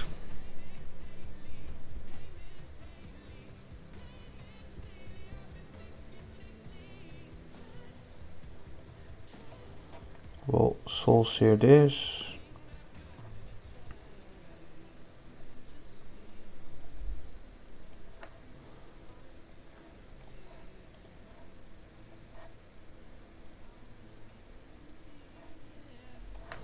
We'll cast Annex.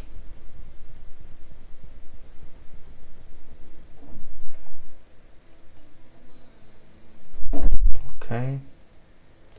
We'll equip this.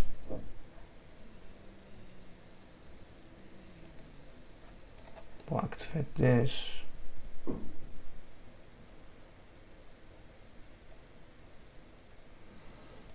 Yeah.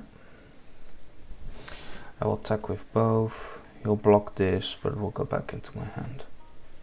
And then we can cast the bird, like we want to.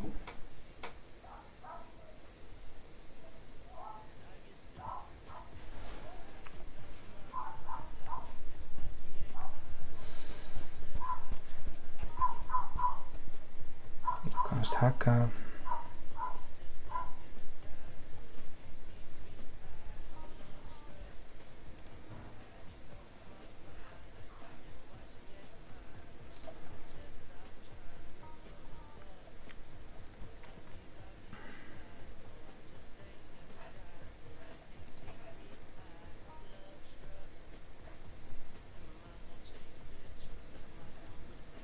So if he attacks, well, I got 2 blockers against that already, so. Ooh, Brush Taunter. That's really annoying. Luckily I've got flyers. And this one I can make a 5-5, I can make it more 4 damage. So I should win next turn. So he can only come in for 4 damage and then pay to 6 damage.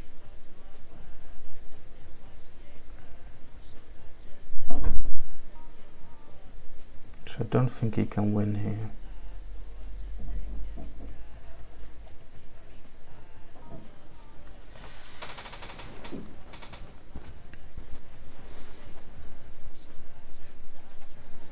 Oh, lifelink, yeah.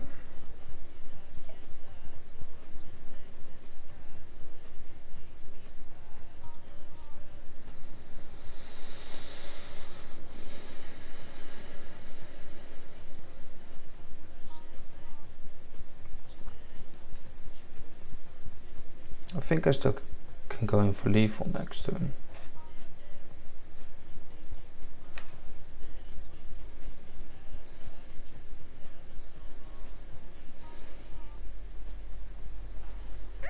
Do I take this damage?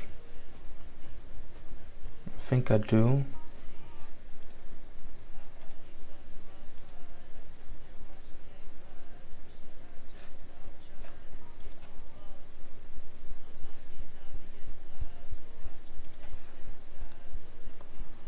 Oh, I should have blocked and then done that ability.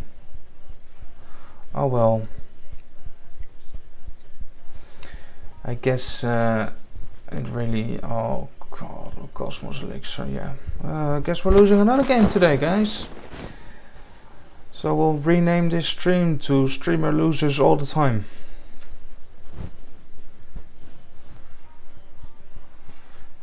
So figure out how that happens.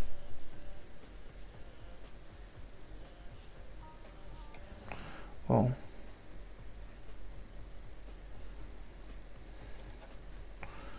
I guess we get.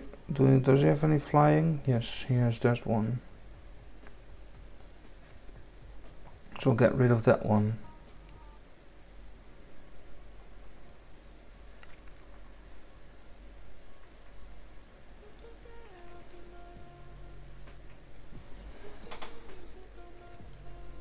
We'll give this to Haka to give him vigilance. I think we want to have another creature.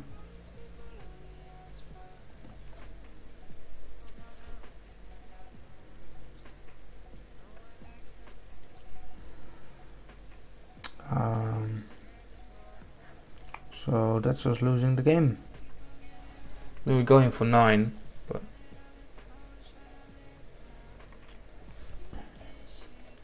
GG.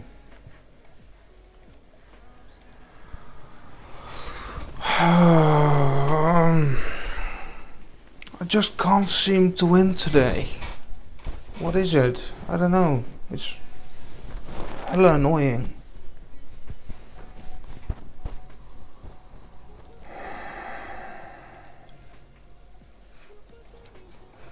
One more game, and then we'll call it a day.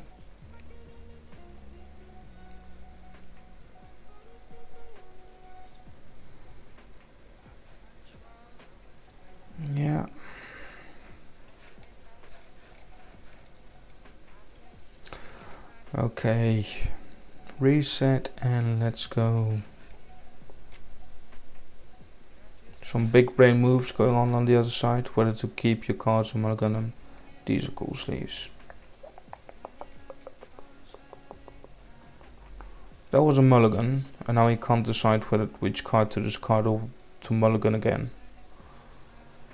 Okay, so opponent has decided. Opponent starts with 6 cards.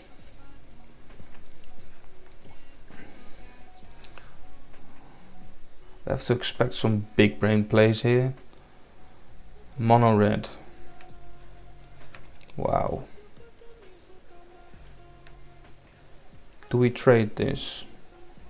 No, because at the moment Dexos is not killable with his 2 damage removal spells.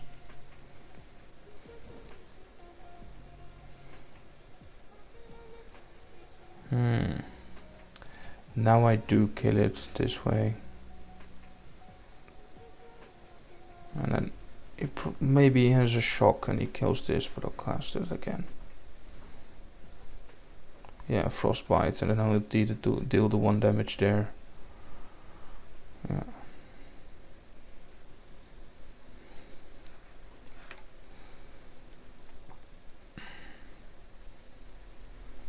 But we have another Dexos.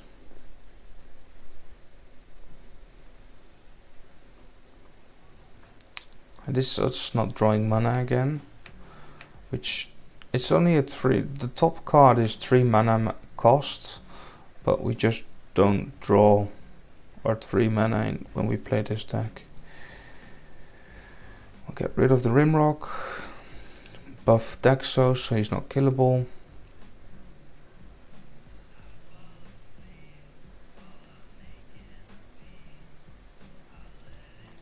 I think we slam the Lurrus next turn, unless we get a Luminarch. Ideally, Luminarch would be best.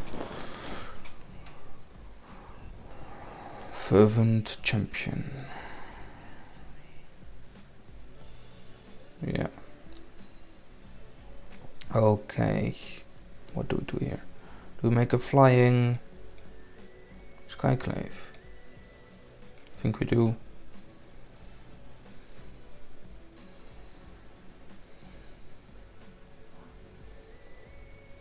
So he has to... Okay, cool.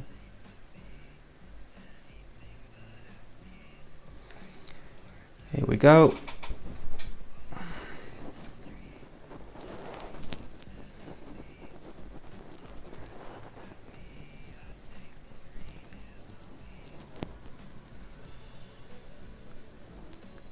Yeah. Okay.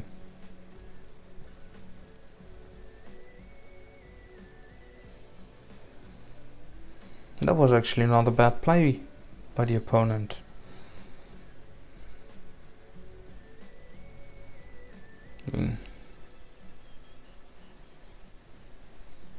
How many Rimrocks? That's all 4. Wow.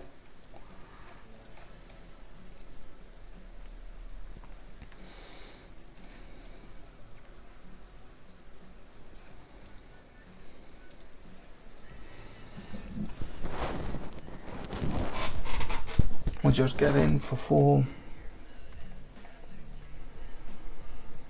And then next turn we'll probably cast the Dexos and the Elseed. In that order. If we draw mana, we'll cast the Dexos and maybe the Skyclave. No, we don't have enough mana for that. We would have enough mana for that.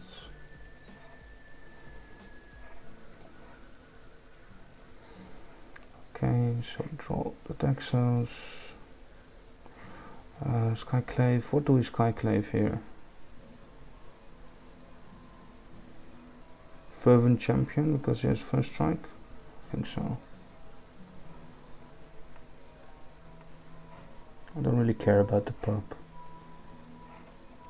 I'll just go in for 4. There's not much opponent can do against that. And Dexos can block anything right now, being Devotion 10.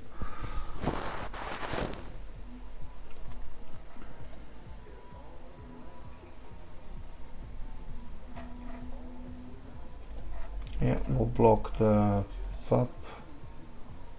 And he can grow it all he wants, but he won't. You can give it an Ember Cleave and grow it all you want. Okay.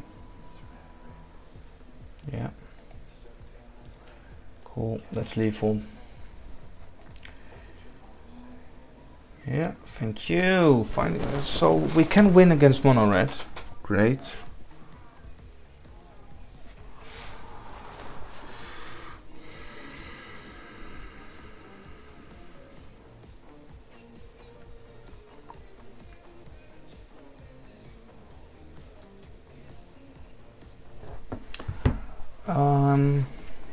So what's we got 10 more minutes. We got as long as I want, really. Shall we do another game? Yeah, let's just, I don't know, maybe I just had an unlucky streak and we can get it back now.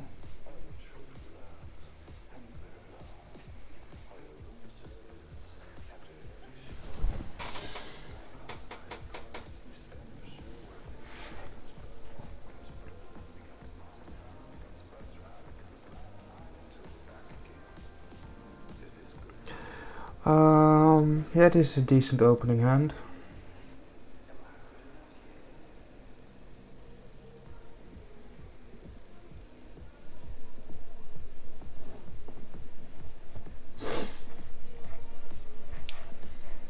We'll play the L-Seed.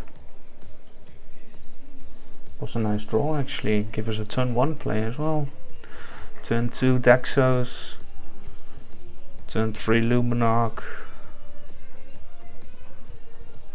maybe turn 3 Heliod really.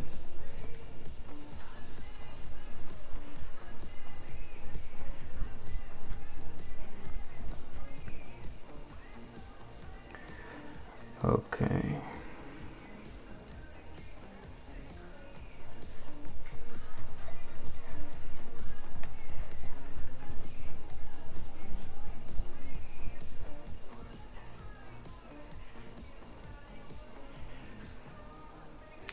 Okay, so what do we do here?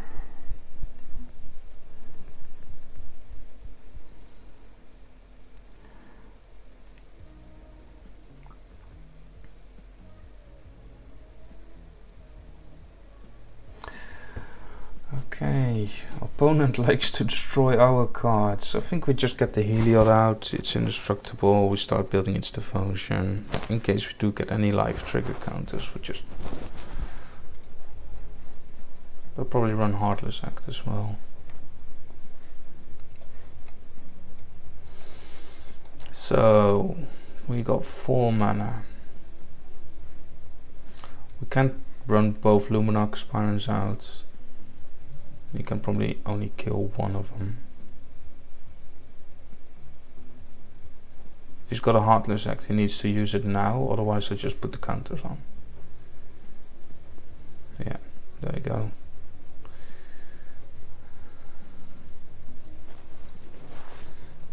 So that saved at least one of them, and then with the Lurrus we can get those others back. But we do want to have a Dexos on the field when we trigger the Lurrus. Opponent is just doing removal. So we want to run the Dexos.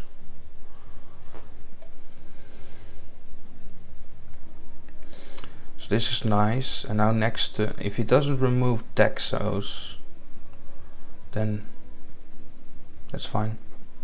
That's great. So we'll put a counter on you, we'll put a counter on you, and we'll put a counter on you. So now Heartless Act is ineffective. I'll sacrifice this creature, great, get another life counter. This really played into our hand, Claptrap Troll. We Skyclave Apparition the Troll. We put a counter onto the Apparition. Oh, we can't Apparition the Troll because it's too many mana. Oh well, that's fine.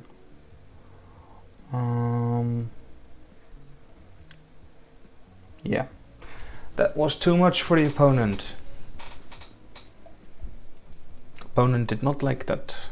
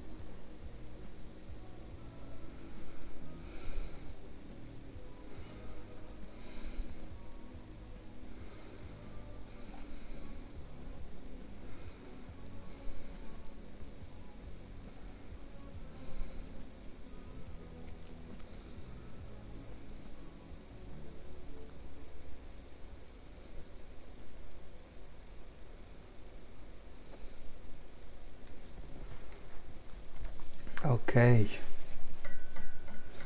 At least we won't have the issue we had before with the mana.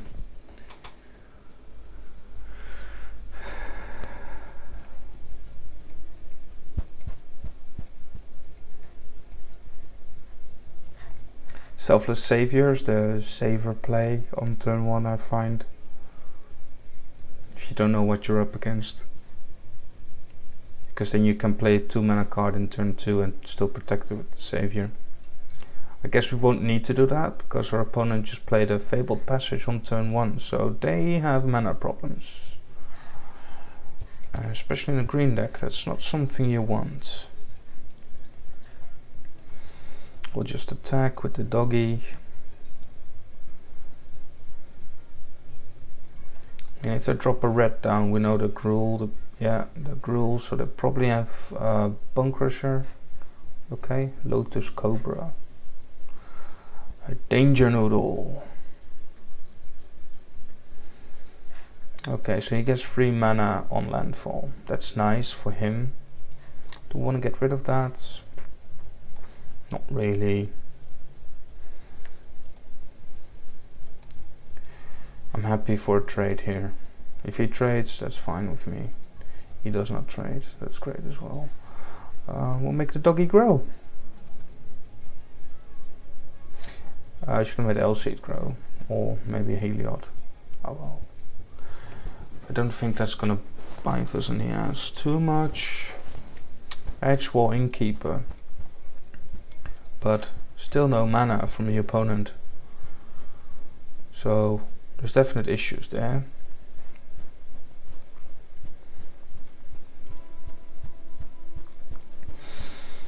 Okay. I think and then we put the counter, I think we put it on this. We Banishing Light the Edgewall in case he does have what's it called? Adventure creature, Lovestruck Beast. Yeah, see, that's opponent did not like that because that blocks their Lovestruck Beast from attacking. Opponent did not like me curving out and him not having mana. Well, Pog, that's what they call it now, right? Pog.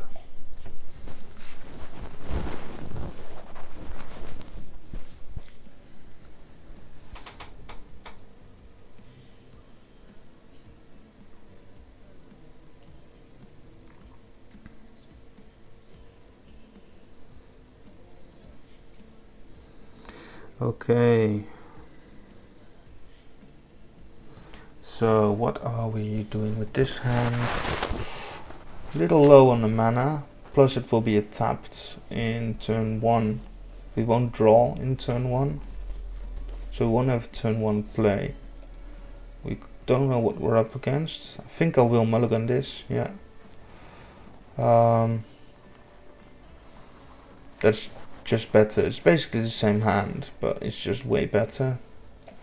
I will get rid of 1 Lurrus.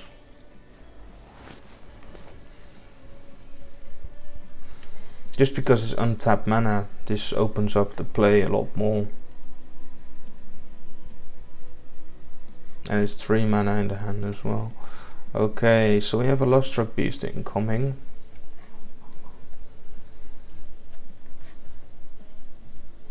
That is really nice artwork. That is a really cool skin. So a second Lovestruck Beast.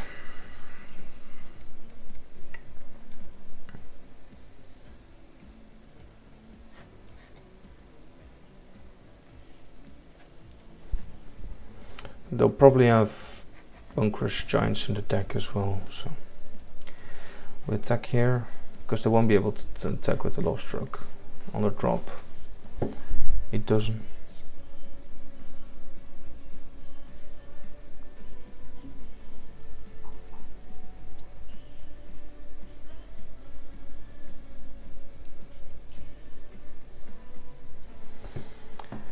Okay, so we do have a Lovestruck Beast. Lovestruck Beast is 3 mana, so that's a prime target for a Skyclave Apparition. And if he kills the Skyclave, it will become a 3/3 and not a 5/5. And I'm a lot happier with 3/3s than I am with 5/5s.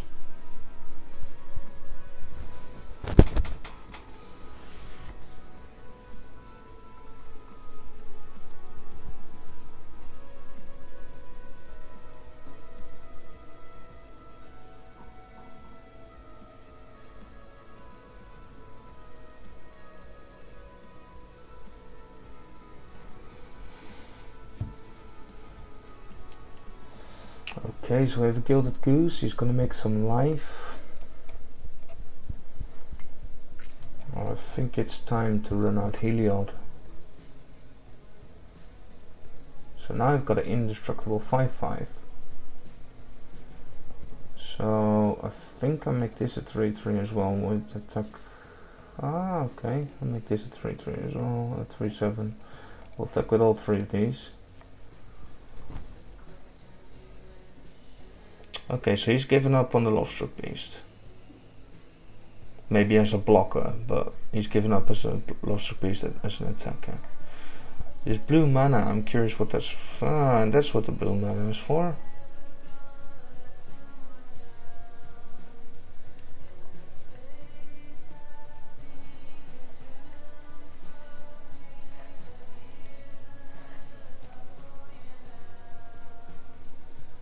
Really?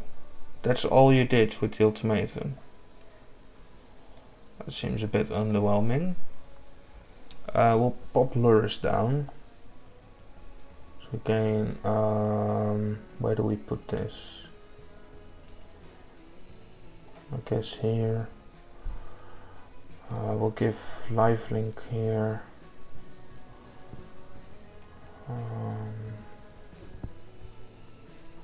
I want to protect that from my Bonecrusher.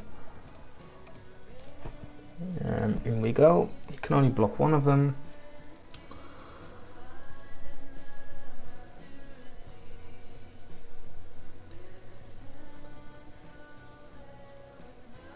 And opponent is down to 3 life. We'll make this bigger in case they do have a weird trick with Flash. With Ugin. So if he does exile for 3 mana, my whole board is gone.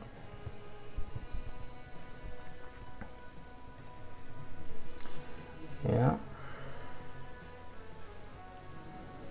He gets his 3/3. I get my Daxos. I get L-Seed.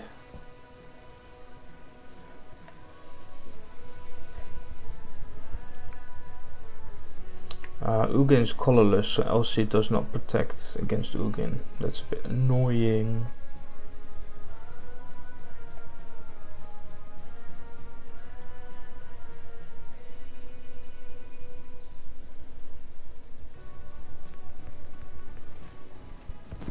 But opponent is on 3 life. So Another ultimatum.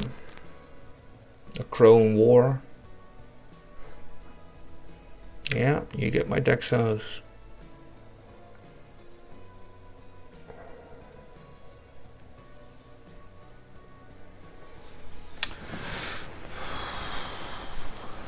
Terror of the Peaks. And we draw mana. Yay.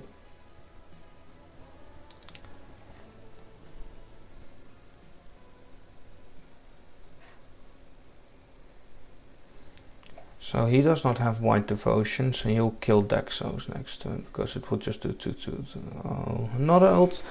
That's a third ultimatum. And a coma. Yeah, bye. Opponent was down to 4 life. I don't know how this happens.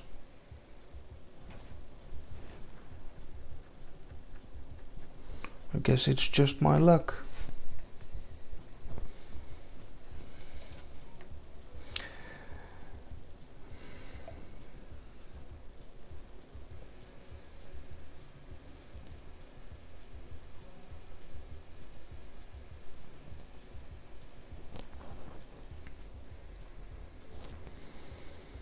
Okay, so on the draw, we've got turn 1, we got turn 2, we got turn 3. Turn 4 we drop this for life trigger counter. Seems fine with me.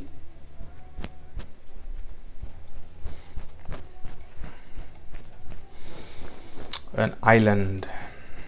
And oh, we're playing against rogues. Everybody's favorite rogues.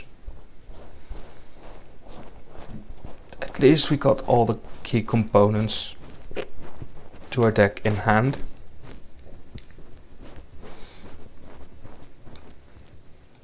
And I was just gonna say, as long as they don't play more lands, they can't counter anything. Well, they won't counter with that mana either. They can kill something. So we lost 2 Heliods, which is fine because we have a Heliod here. And they don't have counter magic up at the moment. I'll play Daxos. So turn 2 play.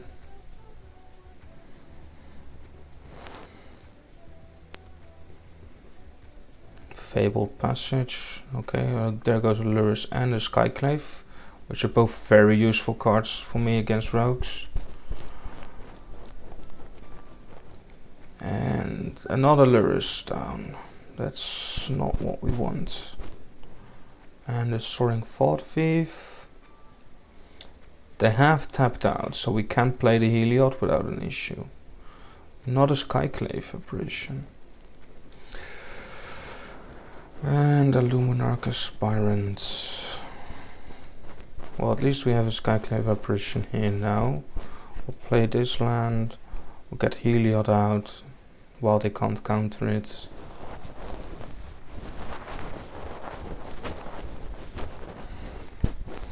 Do I attack here? No, there's no use in attacking. And if they get a Thieves Guild Enforcer out, or it will have Death Touch by this point. So, yeah. Oh, another Thought Thief. And another Merfolk Windrober. So I mill how many cards here?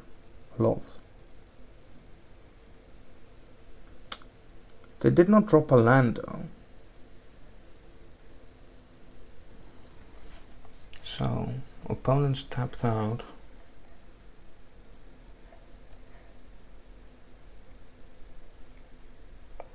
We do play the Radiant Fountain. We gain a life, put it on Dexos.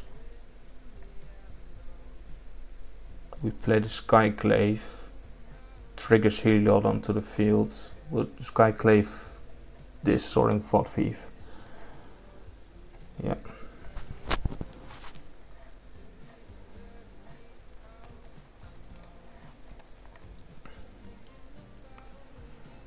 Gain another life. They probably have Heartless Acts. So I'll put it on here. We attack with these two. Yeah.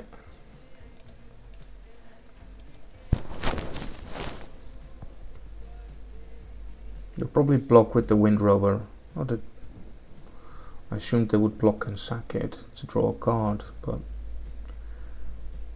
opponent does not feel that way. He's just gonna attack. Yeah, okay. That was a Sky Mole. That's not very nice. Not a Lurrus, so we just have one Lurrus left in the deck. We're halfway down, but we'll get at least 8 damage into our opponent this turn. What are they keeping the mana open for? Drown in the lock? Yeah. Little does my opponent know that I have another Daxos.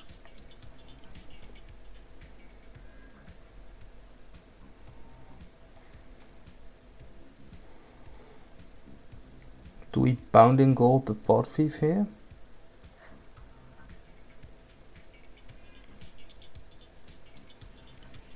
No. I think we Skyclave. Doesn't really matter who we Skyclave here. I think Daxos is the wise option, so I can block these. Because he's not going to mill me out in next turn. So we go in probably for 3, he'll block with the Rune Crab. Yeah. So that's less mill already. Let them see. Let them have a mana now. Or Fabled Passage even. They're hitting themselves. Okay, yeah, you got Death Touch. That's fine. I got First Strike. That was my last Lurrus. Yeah. We'll block this. You can't do anything. I'll put lifelink on him. So he... Yeah. I'll put lifelink there. I think we just attack with these two, really. This is lethal. He has to block. Yeah. And I'll sack it to draw cards. Yeah. Yeah. But that's fine. Because opponent does not run a Lurrus unless it's not as a companion. So he won't be getting those back. That one can't attack. Yeah, this is fine. Cling to dust, that's fine. And opponent scoops. And we win. Teach those rogues how to play Magic.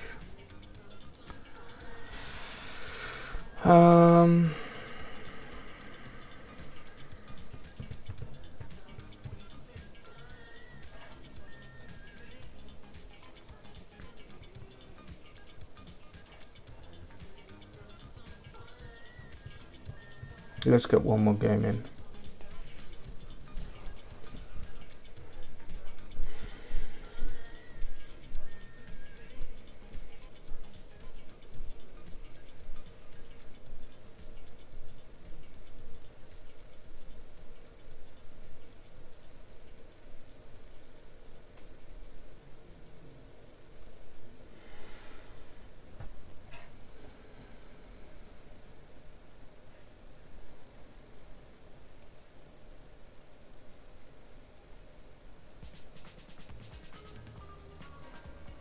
Yeah, this hand is okay.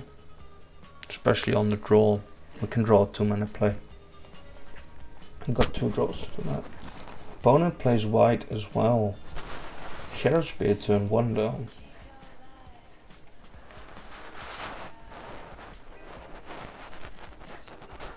Shadow Spears, 2 equip. So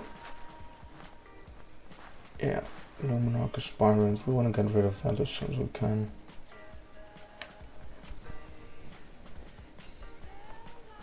No, we won't attack.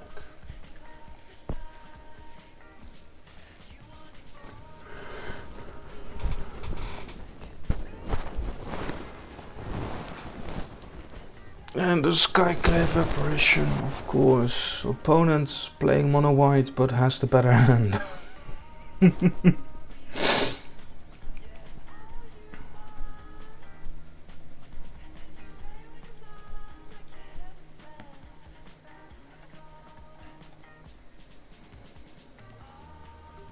Heliod.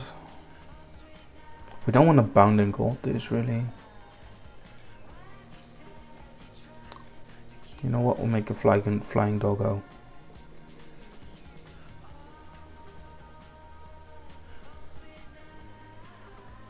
Opponent goes in for 6. Yeah.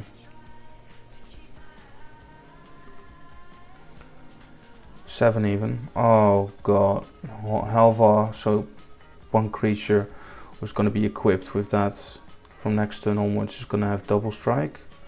So that's lethal next turn. So I think we get rid of the Helvar.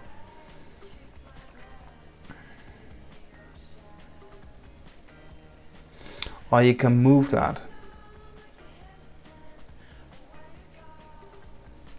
Yeah, that's a loss. Okay, that was not much of a game. It's also, I think that maybe I shouldn't have kept that hand. I don't know.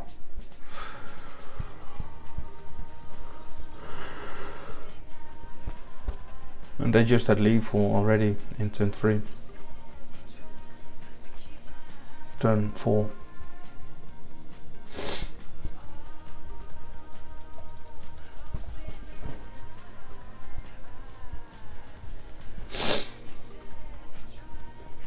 That's a lot of Lurrus. We'll keep it. YOLO. I'm gonna regret this already. So opponent, probably Golgari. Yep.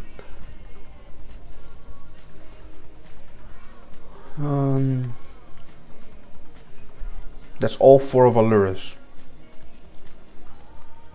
Well, if our opponent has discard, at least we know what to discard.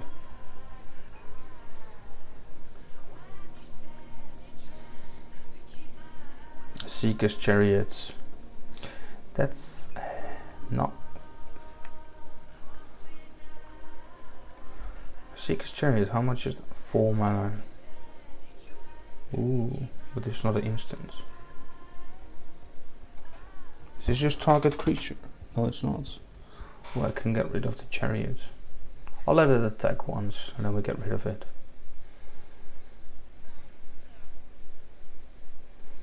That does mean we'll have 3 cat tokens though.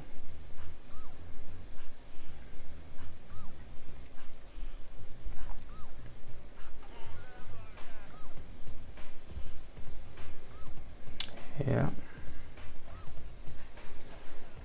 Chariot's now mine. Thank you.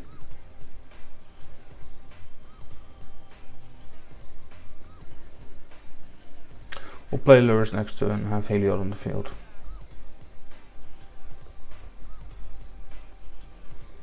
To wreck phase. Look at this hand and this draw. Binding of the Old Gods. I guess we won't have Heliod on the field. We'll still play Lurrus.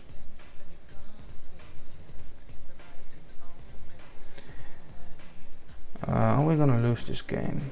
I mean, I'm happy blocking with the Lurrus. Well, not a Chariot. Yeah, I think we are gonna lose this game. I won't need to block with the Lurrus. That's 10 damage. Down to 2.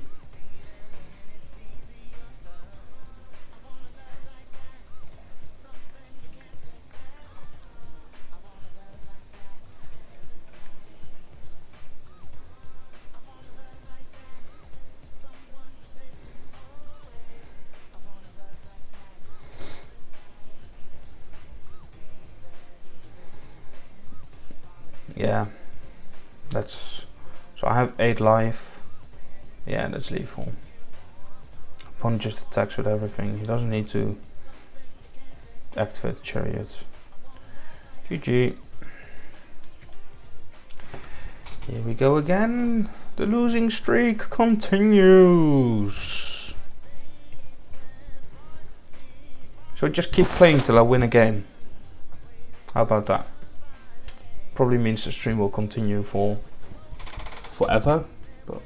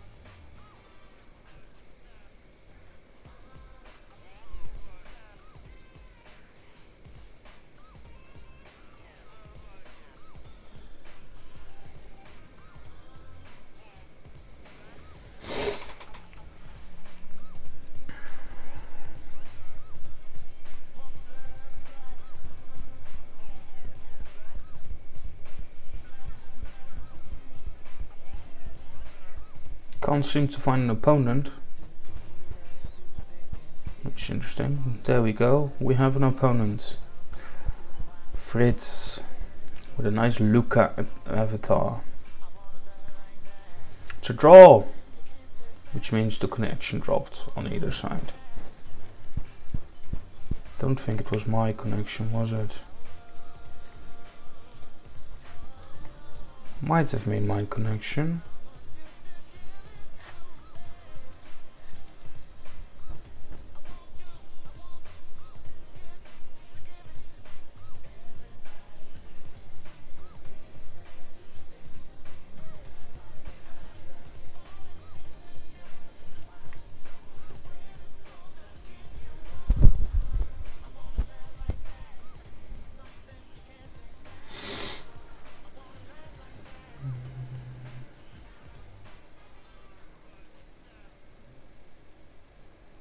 Here we go. This looks like a good hand. Turn 1, turn 2, turn 3. Maybe this turn 3, depending on what the opponent has on the field. Got the mana for it.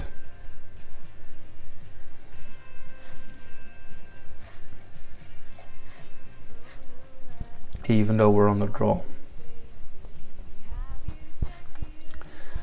Plains. Ooh. I see your Speaker of the Heaven. I raise you mine. This will be your turn to play now. Depending on what they play. Might just want to make my Speaker 2/2.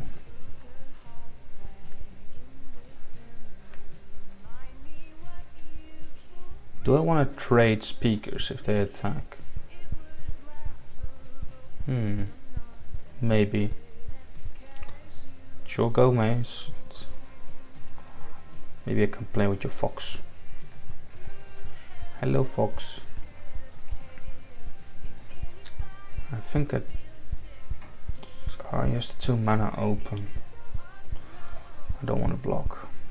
Because I don't know, if he would have played something in his main phase, I would have blocked.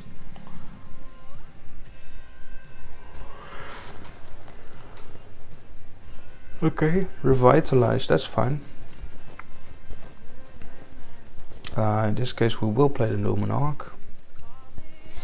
We'll make this a 2/2 and we attack.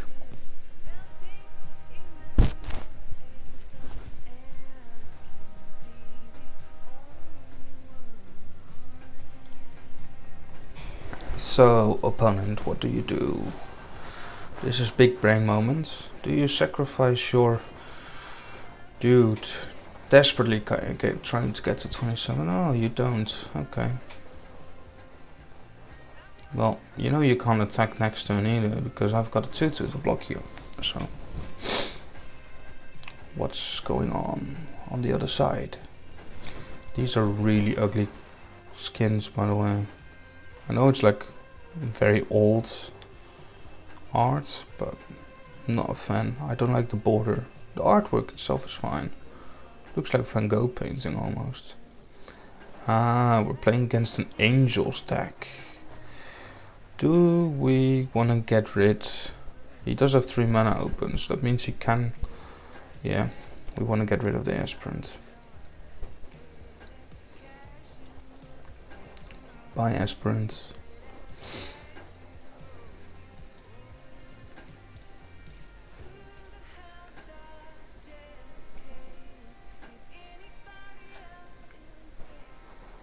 Ah, yeah, this is an Orzhov Angels deck. So he probably has. Hopefully, he does not have Rampage of the Valkyries, because that card is horrible to play against. We have the removal for it though. We'll keep this up in case he does have a Rampage of the Valkyries. Surlobin. Why the roping? It's not necessary, mate.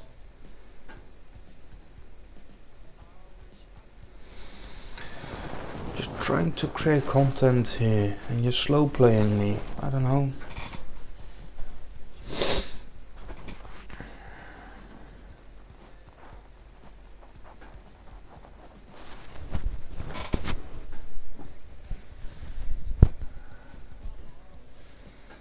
Verger's Retribution. So he makes an angel. And the angel can destroy one of my creatures next turn. And then it gets double strike next turn. He's tapped out. Do we want to get rid of the angel? Or of the retribution? I think we get rid of the retribution.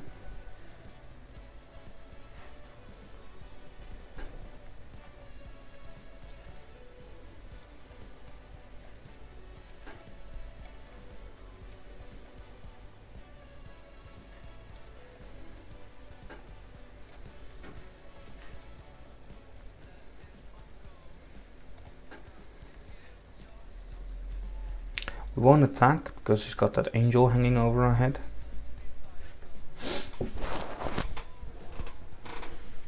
But we can play Daxos next to, maybe Heliod first. We'll see. We will see. Yeah, you gain a life. That's fine. What is opponent doing?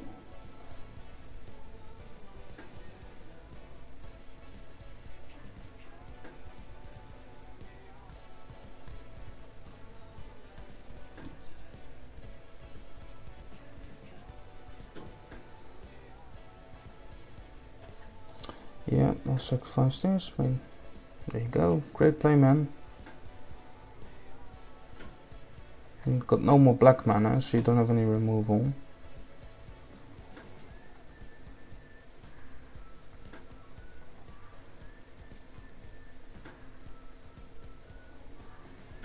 Yeah.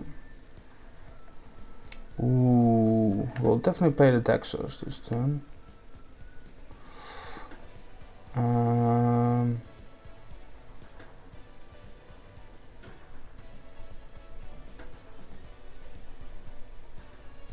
We'll grow this. No attacks. We'll take another hit from the Valkyrie. We'll play Heliod next turn.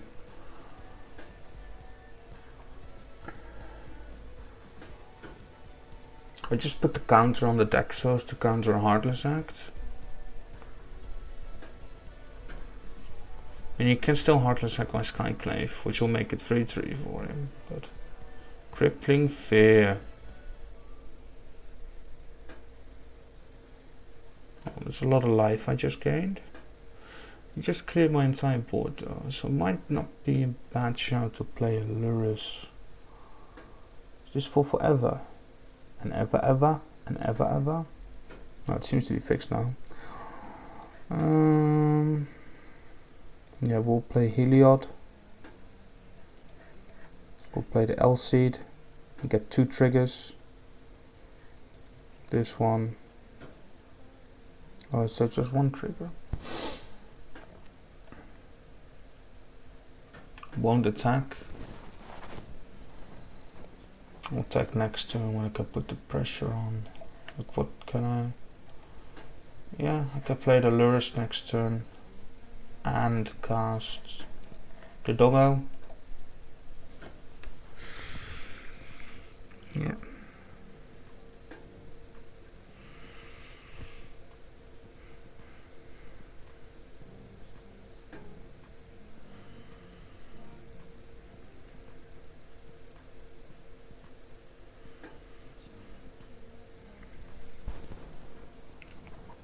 Not a Verge's Retribution. That's annoying.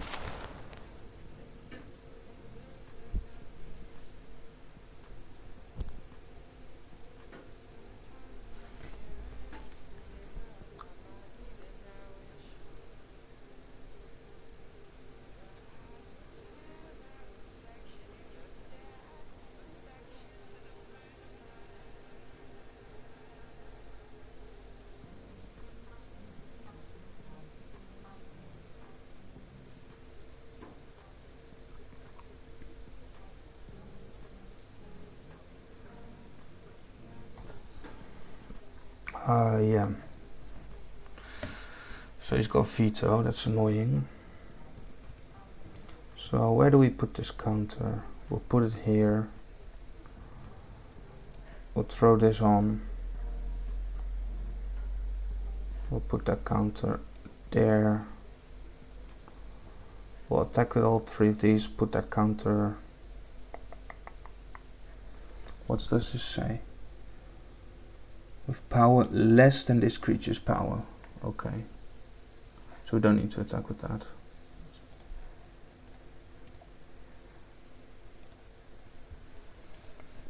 And what do you do, sir? You're not gonna block with veto. Cleric of Lifebond. It's one of the best cards in your deck, probably.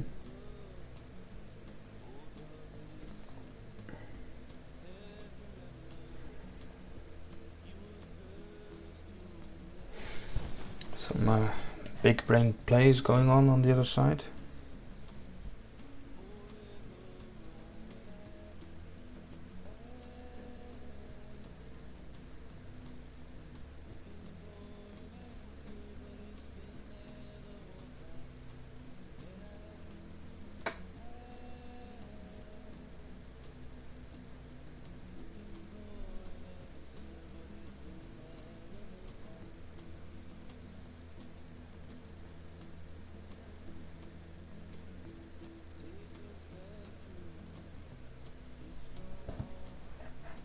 Yeah.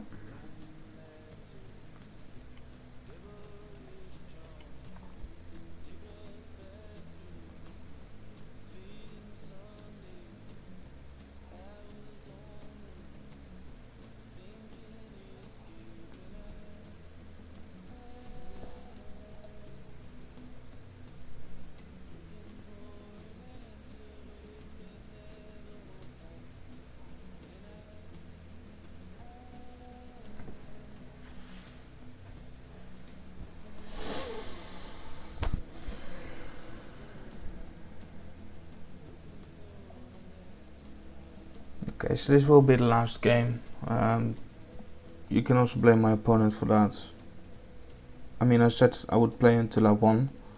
I think I'm gonna win this. I won, yeah, but also opponent does not seem to understand how to play Magic the speedy pace.